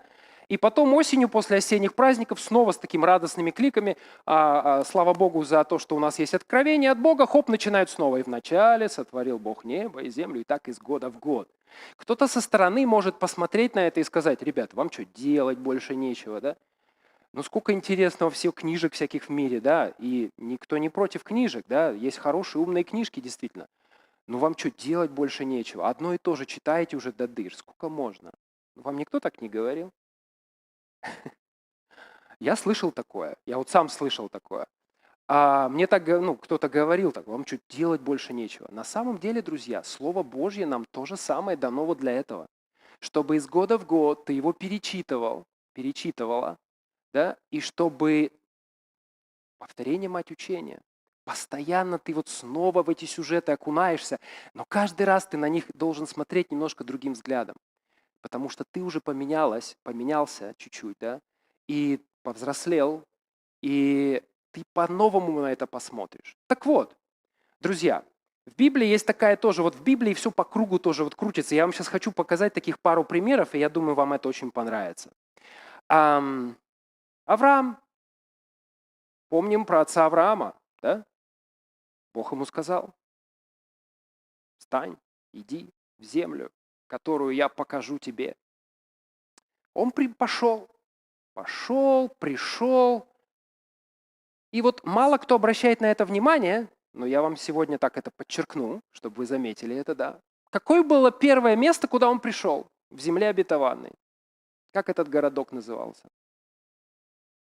Я тоже на это не обращал раньше внимания. Вот только недавно буквально вот как-то Бог меня так ткнул на него и сказал: так, посмотри, обрати на это внимание. Это город Сихем. Хорошо, Сихем. Вот так напишу здесь, да? Сихем. Скажите Сихем. Ну, на иврите это, кстати, Шхем, да, они его называют Шхем. Это такой городок. Ну, там есть могила Иосифа, кости Иосифа были преданы земле именно там, да, в Сихеме. А сейчас этот город, если вы поедете в Израиль, он не подконтролен как бы Израилю, там палестинцы рулят, и туда, в общем, только израильтяне иногда наведываются, чтобы навести порядок. Так вот, друзья, такая проблемная достаточно точка на карте Израиля. До сих пор. Вы можете себе представить, сколько тысячелетий прошло, да? И вот первое место, куда приходит первый еврей, можно сказать, да, Авраам. Он не был евреем, но стал евреем. Это был город Сихем. И об этом мы с вами читаем в Бытие, 12 глава, да, 6 стих, что вот он пришел в этот город Сихем, и он, значит, там построил жертвенник, да, и вот с этого места началось его путешествие по земле обетованной. В Писании, друзья, всегда нужно обращать внимание на цифру 1, то есть номер 1, с чего все начинается. Вы, наверное, тоже многие изучали Библию, наверное, знаете про такой вот интересный библейский закон, что закон первого упоминания, да? То есть если это в Пятикнижие Моисея, в начале самом Библии, да, упоминается какое-то слово первый раз, то это такое основополагающее понятие. Этот контекст, он помогает в чем-то разобраться. Так вот на такие вещи, как на первенца, первый раз, первые плоды, да, все, первый раз, первый класс, как говорится, вот на эти вещи надо всегда обращать внимание. Почему? Да потому что написано в Библии, что «Слушай, Израиль, Господь Бог наш, Господь один есть, да». Все. Это Он один, и Он хочет быть номер один в твоей жизни. Он никогда не согласится быть номером 2. Да? И вот, значит, и вот этот Сихем, это было номер 1. То есть место номер 1, куда пришел Авраам. Ну хорошо, ладно, пришел. построил там жертвенник, потом пошел там в Вифиль, да, там следующее было место, это Вифиль, он пошел, там тоже построил жертвенник, и потом дальше его путешествие продолжилось. Ну, вроде бы упоминается, вот даже можно пропустить это, казалось бы, да, не заметить можно этого. Но, друзья, если ты почитаешь чуть-чуть дальше, то ты увидишь, что через поколение, буквально, во времена Иакова, когда Иаков, его уже внук Авраама, тоже вернулся, он в бегах был, помните, да, вернулся из Месопотамии.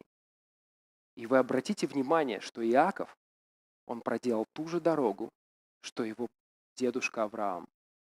Он сначала пришел в Сихем. Там тоже у него были проблемы. Помните, там с Диной были проблемы, да, с его дочкой, да, там. И потом он пошел в Вифиль. Он проделал, друзья, ну посмотрите, интересная вещь, да, через поколение круг замкнулся. Его внук прошел тем же путем, что и дедушка. Посмотрите сюда. Я когда пришел сюда, да, увидел вот эту фотографию, да, тоже ни о чем вам не говорит. Смотрите, когда-то чей-то отец, его коснулся Бог, и начал какое-то движение, да. И потом уже дети тоже идут по этому кругу, да, продолжают нести эту эстафету, слава Богу, да. Видите, да, вот как все это идет из поколения в поколение, как это важно, друзья. Вот, наверное, поэтому Бог сказал: почитай отца и мать, чтобы продлились дни твои на земле, потому что есть какая-то очень тесная связь между поколениями. Нравится кому-то это, не нравится, но есть очень тесная связь. Слава Богу. И вот, значит, то, что Иаков прошел этим путем, мы с вами читаем Бытие, 33 глава и 35 глава. Да? Вы просто можете это все, значит, прочитать дома самостоятельно, да? Что Иаков, он прошел тем же самым путем. Интересно, друзья, следующий момент, что в книге Иисуса Навина, 24 глава, когда израильтяне пришли тоже в землю обетованную, это уже получается там через поколение, да, уже сколько времени прошло, они опять-таки приходят в город Сихем. Вот это прям место я с вами давайте открою. Значит, Иисус Навин, 24 глава.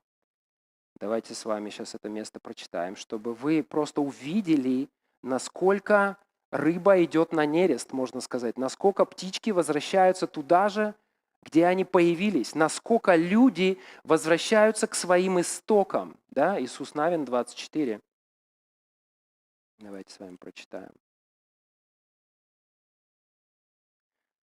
«И собрал Иисус Навин все колена Израилевы», это уже какие потомки уже, да, там, какие они там, внуки, правнуки, уже там, кто там они уже, да, ему.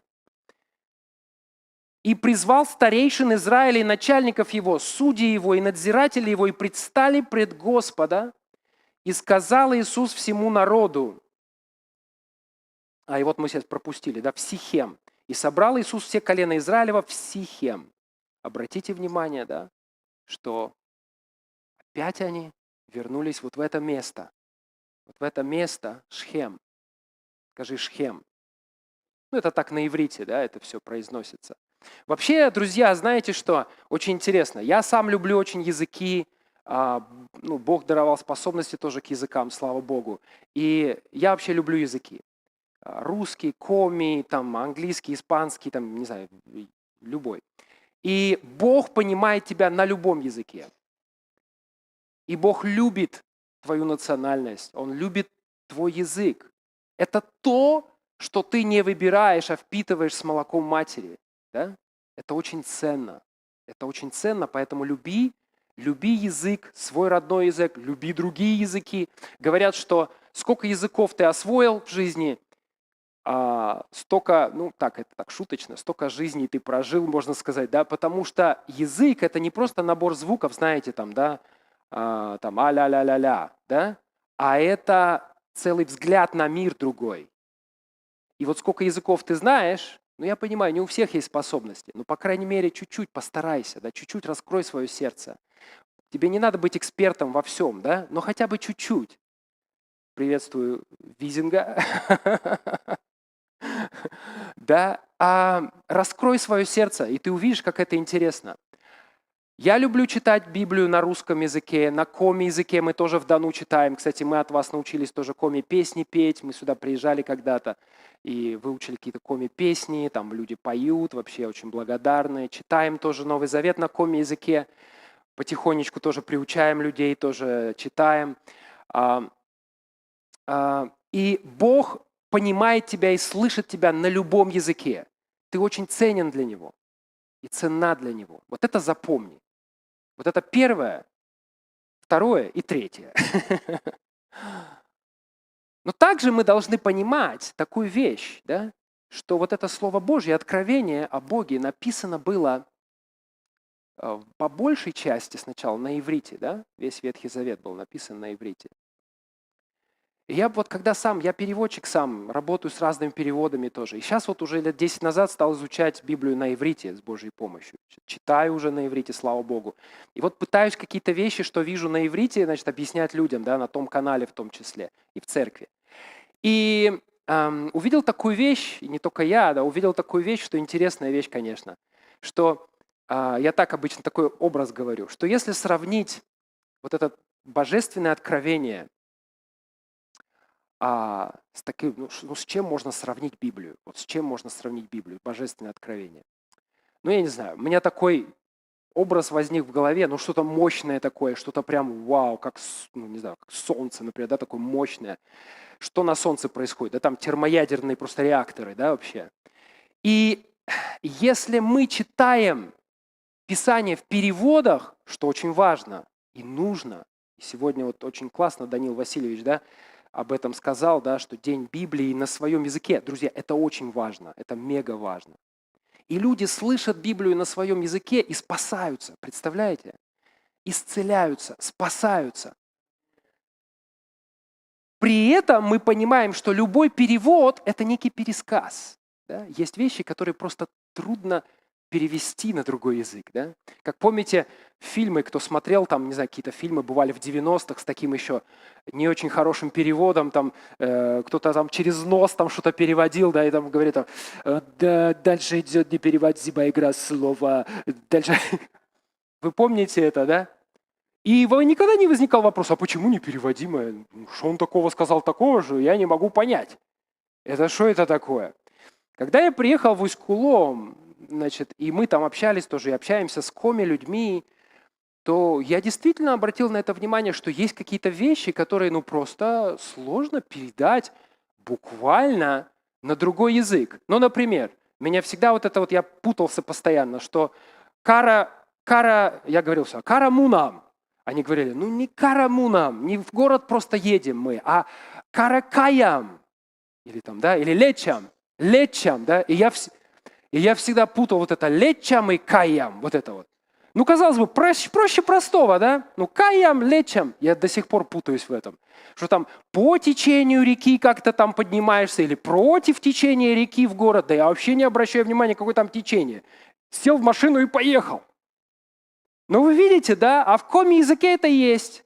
И вот попробуй это передать. Да это надо такой рассказ, что, значит, там ты едешь в город, и там река течет по течению, значит, тогда тебе надо говорить лечам, кара. О как! Спасибо, понял.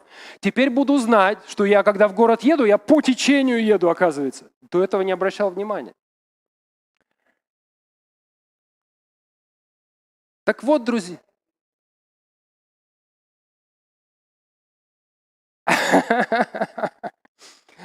Так вот, друзья, если в переводе, даже в пересказе люди спасаются, и люди исцеляются, и это правильно нужно делать.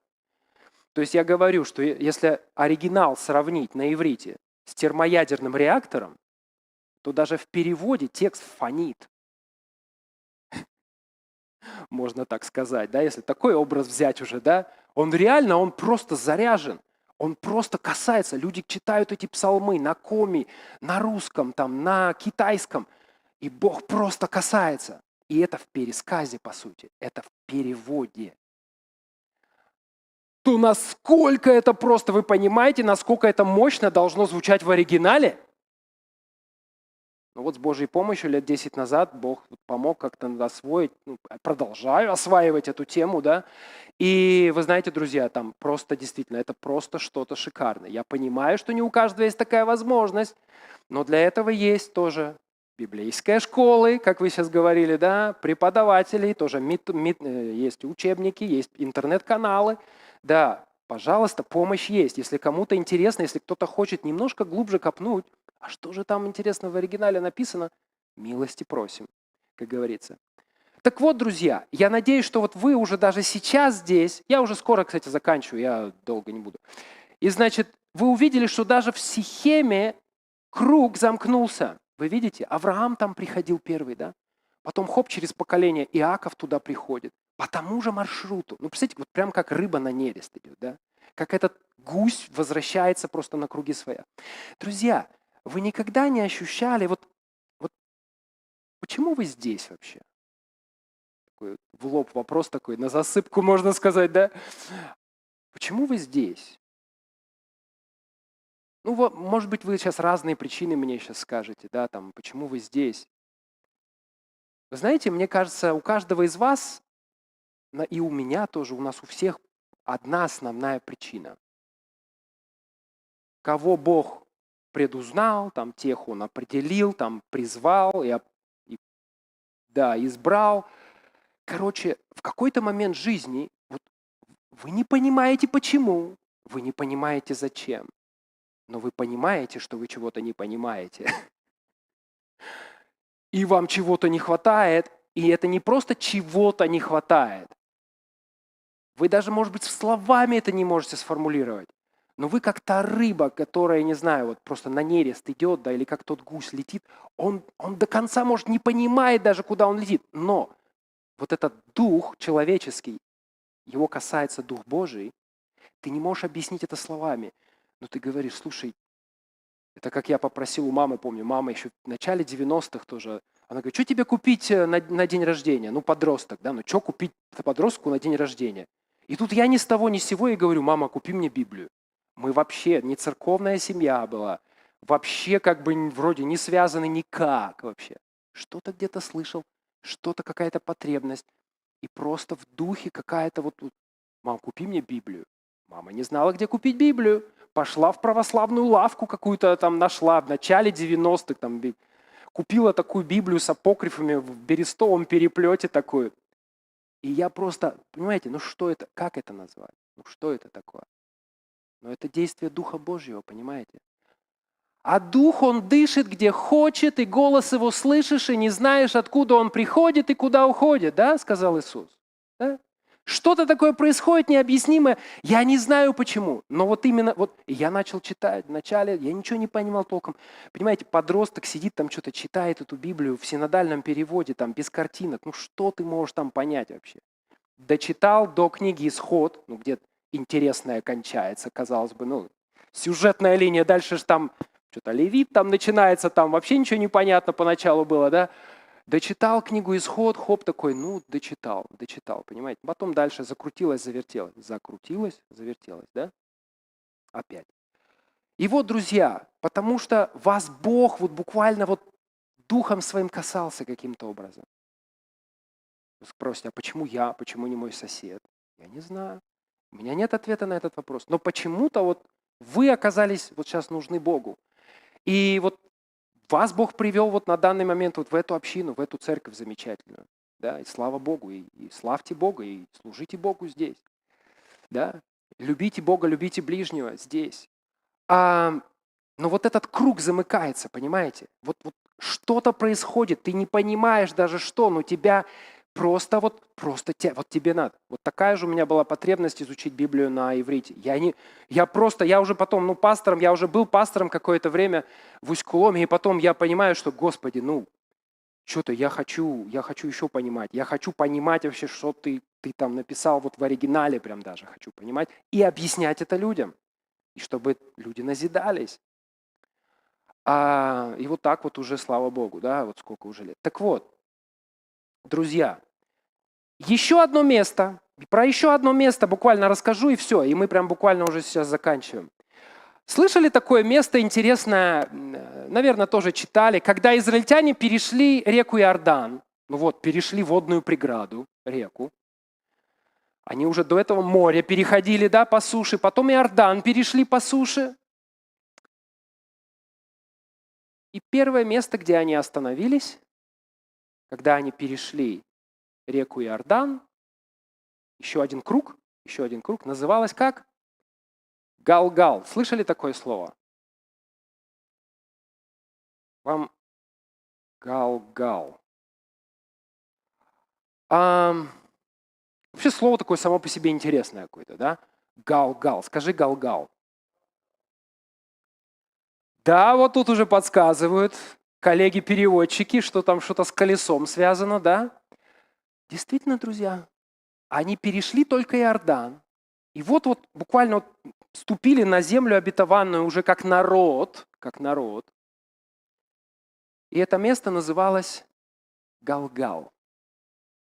Вот это слово «галгал» на иврите, оно пишется вот так. Я просто вам, знаете, нарисую, чтобы вы просто посмотрели, как вообще, интересно же, да, буквы, как выглядят эти ивриты. Просто для информации, просто. Значит, галгал. Читают они справа налево. Не как мы слева направо, а справа налево. И вот это читается как бы гал-гал. Вы видите, что слово состоит как бы из двух одинаковых слов. Это прям видно, да? Гал-гал, да, То есть какое-то там прям повторение, мать учения. И догадайтесь 2 раз, понятно уже, о чем мы тут будем говорить. Что означает это слово? Это означает круг. Вы знаете, что не только там русский великий могучий, коми великий могучий язык, но иврит он тоже еще тот язык, да? Там много значений у каждого слова. И эти значения схожи, но они, их много. Да? Круг, значит, перекати поле, пожалуйста, тоже, да, крутится, да, перекати поле, растение, тоже так галгал называется. Диск, шар какой-то, да, колесо истории. Слышали такое выражение, да, когда-нибудь? Колесо истории. Тоже как будто по кругу, да, все идет, да. И последнее значение приведу вам еще. То есть у галгала много значений, а последнее значение, знаете, это все круг, колесо, диск, это перекати поле, еще до кучи, знаете, какое значение? Череп. Логично же, да, все? Логично. Круглый. Не у всех бывает он идеально круглый, но такой, да, такой округлый такой, да, такой череп, еще одно значение, то есть круг, это значение галгал, значит, это круг у нас, да, значит, это у нас, давайте напишем, круг там, да, диск, там, колесо, это все одно и то же слово, да, и также череп. Череп. А про череп это очень интересно. И вы, наверное, уже поняли, кто-то уже намек понял, чем это все, история вся закончится. Опа. Совершенно верно, и круг замкнется.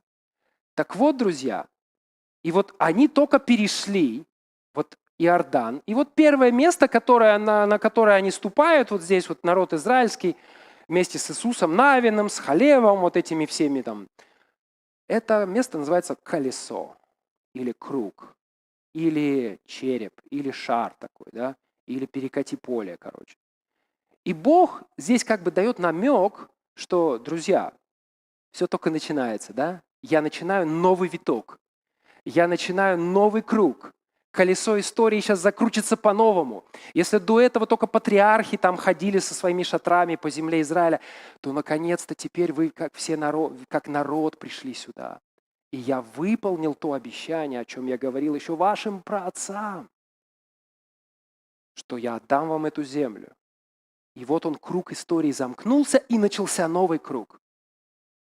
И что же происходило в этом местечке Галгал дальше? И я вам подскажу сейчас. То есть это прям очень просто интересно. Потом дома можете просто это прочитать, если вам интересно. Значит, израильтяне, получается, пришли когда туда и назвали это место Галгал. Это Иисус Навин, 4 глава, 5 глава, вы можете прочитать это. Кстати, вы обратили внимание, что когда они переходили реку Иордан, что они принесли из дна реки Иордан на берег? Сколько их было? Вот на меня смотрит вот что-то похожее. Вот здесь вот прям круг такой и 12. Ничего не напоминает? Часики затикали по-новому, друзья, да? Часики затикали, круг истории замкнулся, и начался новый виток. Это уже отношение Бога с целым народом Его. Не столько индивидуальными предпринимателями, хотел сказать, индивидуальными патриархами, но с целым народом. Что же дальше происходило на этом месте? Вот на том же месте. Вы уже поняли, да, что вот так должно все замкнуться, потому что у Бога, Бог просто так, понимаете, вот Галгал, там, Сихем, Он не разбрасывается этими словами. Как Иисус сказал, да, с неба и земля придут, но слова мои не придут, да, каждая йота, каждая черточка там имеет значение какое-то, да. И дальше, что там произошло? Первая книга Царств, 11 глава, 14 стих, мы с вами читаем, что Самуил, пророк, когда хотел представить уже царя Саула всему обществу, как первого царя Израиля, куда они пошли? Они пошли в Галгал. Почему они пошли именно в Галгал? Потому что начинается новый виток еврейской истории. Первый царь появляется на сцене. Первый помазанник, царь Израиля Саул. Да, у него не все получилось, и мы знаем, что вместо него потом был Давид, но вот это колесо закрутилось, и Самуил говорит, пошли в Галгал. Вот там начнет Бог новый виток, и мы идем в Галгал, мы идем в колесо, мы идем в круг. И время затикает сейчас по-новому, и мы идем в то место. Интересно, друзья, обратите внимание, что Бог совершает вот эти круги людей в истории и вообще в жизни. Что касается места, Бог порой приводит человека в то же самое место куда-то и по времени. Именно поэтому Бог придумал 3 основных праздника библейских, которых мы читаем в Писании, да? Это Пасха, Пятидесятница, да? И праздник Кущей, ну это жатва, как бы, да, если так ближе к нашему, да, пониманию, жатва или праздник Кущей. И каждый год все набожные люди справляют как бы, ну, вот эти праздники, да. И вот этот цикл, что такое цикл? Это круг, да, круг, мотоцикл, да, это мото и цикл. Цикл – это круг. И вот этот цикл по циклу все идет. Из года в год ты празднуешь эту Пасху, ты празднуешь эту Пятидесятницу, и ты благодаришь Бога осенью за весь тот урожай, который Он тебе дал. Там кто-то там праздник Кущи это кто-то называет, да, где-то в церквях это праздник урожая называется, да. Но видите, как все циклично и как все прекрасно и красиво Бог сотворил. Слава Богу. И вот, друзья, под конец хочется привести одно место Писания, и мы закончили. Это Евангелие от Матфея, 27 глава, 33 стих. Евангелие от Матфея, 27, 33. И вот это, друзья, вообще. Знаете, я когда это читал, у меня глаза были как по 5 копеек, знаете. Я когда вот это про Галгал читал, про колесо, и вот это все так интересно, и потом я такой думаю, так, подожди, а Голгофа же, это же то же самое, в принципе. Это же... И интересно, что это у нас Голгофа она называется, да? А на иврите это называется череп, там тот же самый корень, галгелет, там только одна буковка добавляется, а корень тот же самый. Ну, то есть череп круглый, все круглое. И интересно, тут смотрите, какая символика такая вообще прекрасная, что Иисус Христос умер как раз на Пасху, да, как пасхальный агнец. Интересно, что когда израильтяне перешли воды Иордана, там в Галгале они тоже первым делом отметили Пасху. Первый раз на земле Израиля отметили Пасху как народ.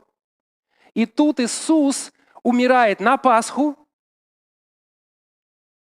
на месте, называемое Лобное, как мы читаем в переводе, да?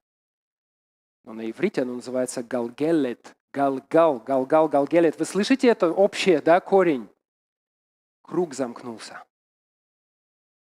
То, о чем предупреждали и говорили пророки веками, что вот жертвоприношение, агнцы, там все, кровь искупительная, все. Вот он, круг замкнулся. Причем не на секунду позже и не на секунду раньше. У Бога прям вот точность, вежливость королей, но Бог же король. Все четко, все по Писанию, все красиво, все пазлы сходятся. Слава Богу. Только можно сказать слава Богу, друзья. Иисус замкнул этот круг на себе. Но Он не просто его замкнул, как бы закончил и все. Нет, Он замкнул этот круг и начал новый. Все Новый Завет в моей крови и так далее. А что сделали израильтяне, когда в Галгале, там они Пасху тоже справляли? Они же обновили завет, помните? Они обновили завет, спасибо.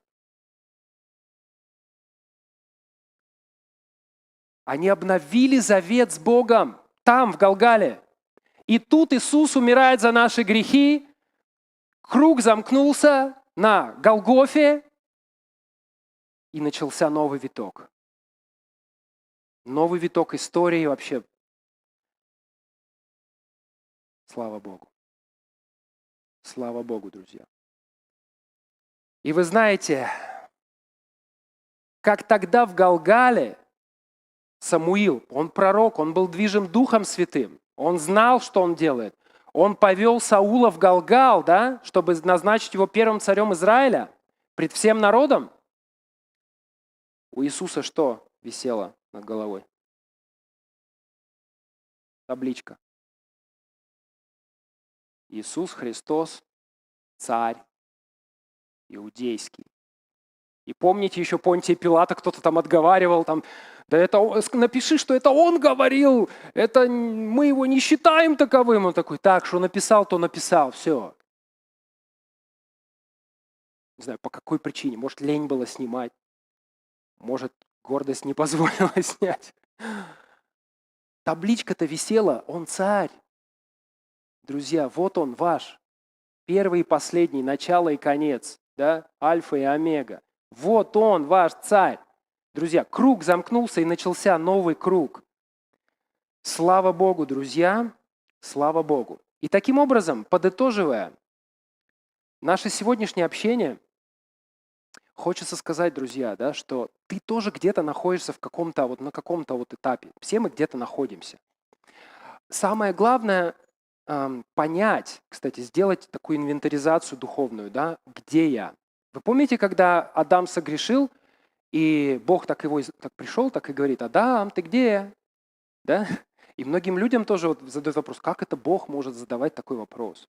Бог же знает, за каким он кустом прячется. Ну что за странный вопрос?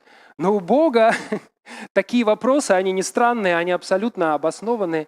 Судя по всему, как объяснил один тоже еврейский такой комментатор интересный, он сказал, что Бог не спрашивал, за каким он кустом находится. Он просто хотел, чтобы Адам задумался, на каком духовном уровне он оказался. На сколько этажей вниз он пролетел по мусоропроводу. А что, так и получается, да? Согрешил и вот полетел вниз. И он говорит, Адам, ты где? Ну, я знаю, ты где. Но ты где? Ты осознал вообще, как низко ты упал? И нам нужно тоже, друзья, сделать, вообще постоянно это нужно делать, такую инвентаризацию души, там, себя самого. Да. Боже, в каких отношениях вообще я с тобой?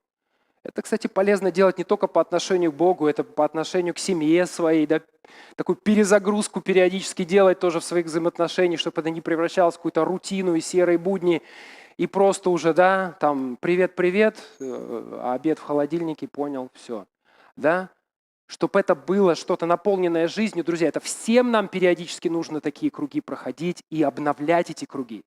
Всем нам нужно каяться в чем-то и оставлять вот этот какой-то порочный круг, да, который, возможно, еще до сих пор кого-то держит и цепляет, да, и не дает дышать полной грудью. Я не знаю, что это, у кого что. Тебе нужна помощь? Проси у Бога, и не только у Бога. Есть братья и сестры, кому ты доверяешь, пообщайся, пусть за тебя помолятся, дадут какой-то, может, совет, еще что-то. Ты не один здесь. Проходишь этот лабиринт, понимаете, да? Ты не один. Есть помощь. Поэтому не надо, вот знаете, так вот, я сам как-то, да, никому не интересна моя ситуация. Не говори так никогда. Мы все друг от друга зависим. Да? Мы все друг от друга зависим. Вот, поэтому, друзья, надо порывать своими порочными кругами. И надо начинать или продолжать круги благословения. Да? То, что ты правильно делаешь уже многие годы, продолжай это делать с удвоенной силой. То, что, может, ты никогда не делал еще, да? Начни делать. Только не с Нового года и не с понедельника. Да, начни что-то сделать прямо сейчас. Как я могу начать прямо сейчас? Вот так. Хотя бы начни с молитвы. Господь, помоги мне вот это сделать, я хочу вот это поменять в своей жизни. Аминь. Начни уже прямо сейчас, не откладывай это в долгий ящик. Начни новые круги благословения для себя и своих потомков сегодня. Сегодня день спасения, да, сказал Господь. Не надо откладывать это на завтра. Да? Друзья, я надеюсь, что это было полезным для вас. Пусть Бог благословит вас. Спасибо еще раз за приглашение. У вас классно. Пусть Бог вас благословит. Медьенте буршиас да видиас век. Спасибо. Слава Богу. Да, слава Богу. Даниил. Ой, слава Богу, Даниил.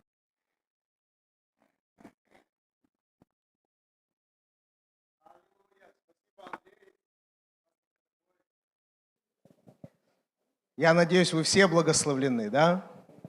Хорошая была проповедь о кругах. То есть мы запомним, если через 8 лет опять Господь сподобит пригласить Андрея, и он спросит, о чем я проповедовал 8 лет назад, то скажете, круги не ада, жизни. Аминь. Спасибо, дорогой. Действительно, у Андрея есть этот самый YouTube-канал, поэтому, пожалуйста, зайдите, подпишитесь, лайкайте, подпишитесь. А это, кстати, касается и Коми канала. Кто не подписан? Подпишитесь. Кто не лайкает? Лайкайте.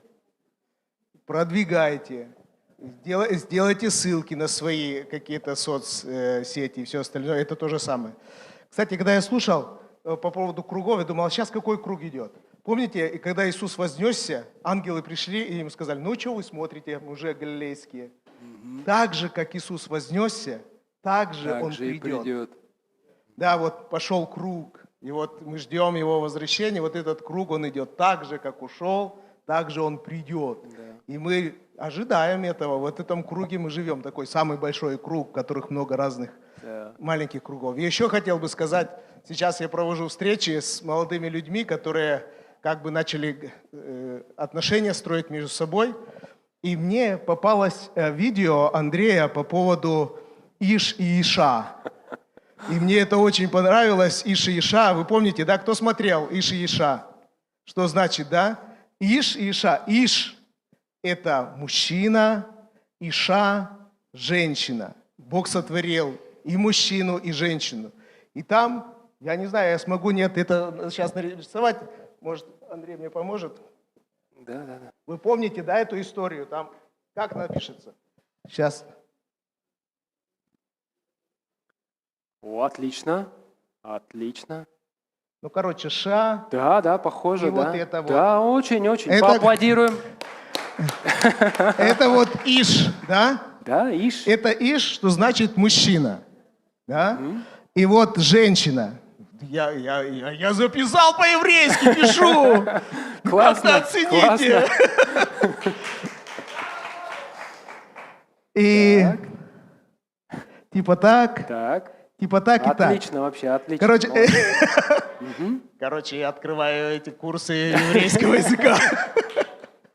Иша, что значит женщина. Правда? Да. Чем отличаются два слова? Я сейчас вот пересказываю, ты просто вот, Да-да-да. я студент, Вообще, а ты нормально всё. преподаватель, и ты говори. Да, Вот смотрите, разница в чем, да? Вот этот знак, ну как йод, наверное, да? Вот Юд. когда Иисус сказал, что ни одна йота не пройдет, Да? не придет, он, наверное, об этом имел в виду. И вот это, этот знак, да, буквой трудно их назвать в нашем понимании. И вот смотрите, в чем фишка-то, что меня вот удивило. Что вот если соединить вот Иш и Ша, мужчина и женщина, отличаются только двумя знаками. Но если эти два знака соединить, то есть если это соединить, да? Да, ну наоборот, да, вот здесь, вот, Сюда. справа налево. Да, ага, да, у них вот справа. так, ага. То здесь получится имя Бога. Да. Я. Да. Аллилуйя. Славьте Бога. Аллилуйя. Вот получается вот это вот. То есть, оказывается, в каждом из нас, мужчина, в тебе есть Бог. Женщина, в тебе есть Бог. Да. То есть ты не оторвали кусок и выбросили, а ты полноценная, ценная личность, в которой есть имя Бога. Да. А имя Бога по Библии – это сам Бог, частица Бога. Это же вообще круто для женщин. Вообще, да. Мы-то всегда знали, мужики, с нами Бог. А женщины говорили, ну тогда мы сбоку, с припеку. Оказывается, нет. Как с нами Бог, так и с женщинами Бог. Но еще и дальше. Если это брачный союз мужчины и женщины, то в брачном союзе, оказывается, Бог в полноте находится. Прямо в полноте. Поэтому мы точно благословляем молодых, говорим, Господь с вами в вашем браке, Господь присутствует в вашем браке. И это принимайте, живите. Ну там дальше вообще история такая. Если вот исключить исключить йод, то получится вот две вот эти, да, это вообще слово эш. А что значит слово эш? Я вам скажу, вы спросите меня, что значит по-еврейски эш? Спросите меня. Я вам отвечу. Эш, и Андрей мне подтвердит, Да. огонь. Огонь. Беда. То есть, если Бога нету в жизни человека, либо же в браке, в семье нету Бога, это огонь. То есть все горит прахом. Огонь. Ужас.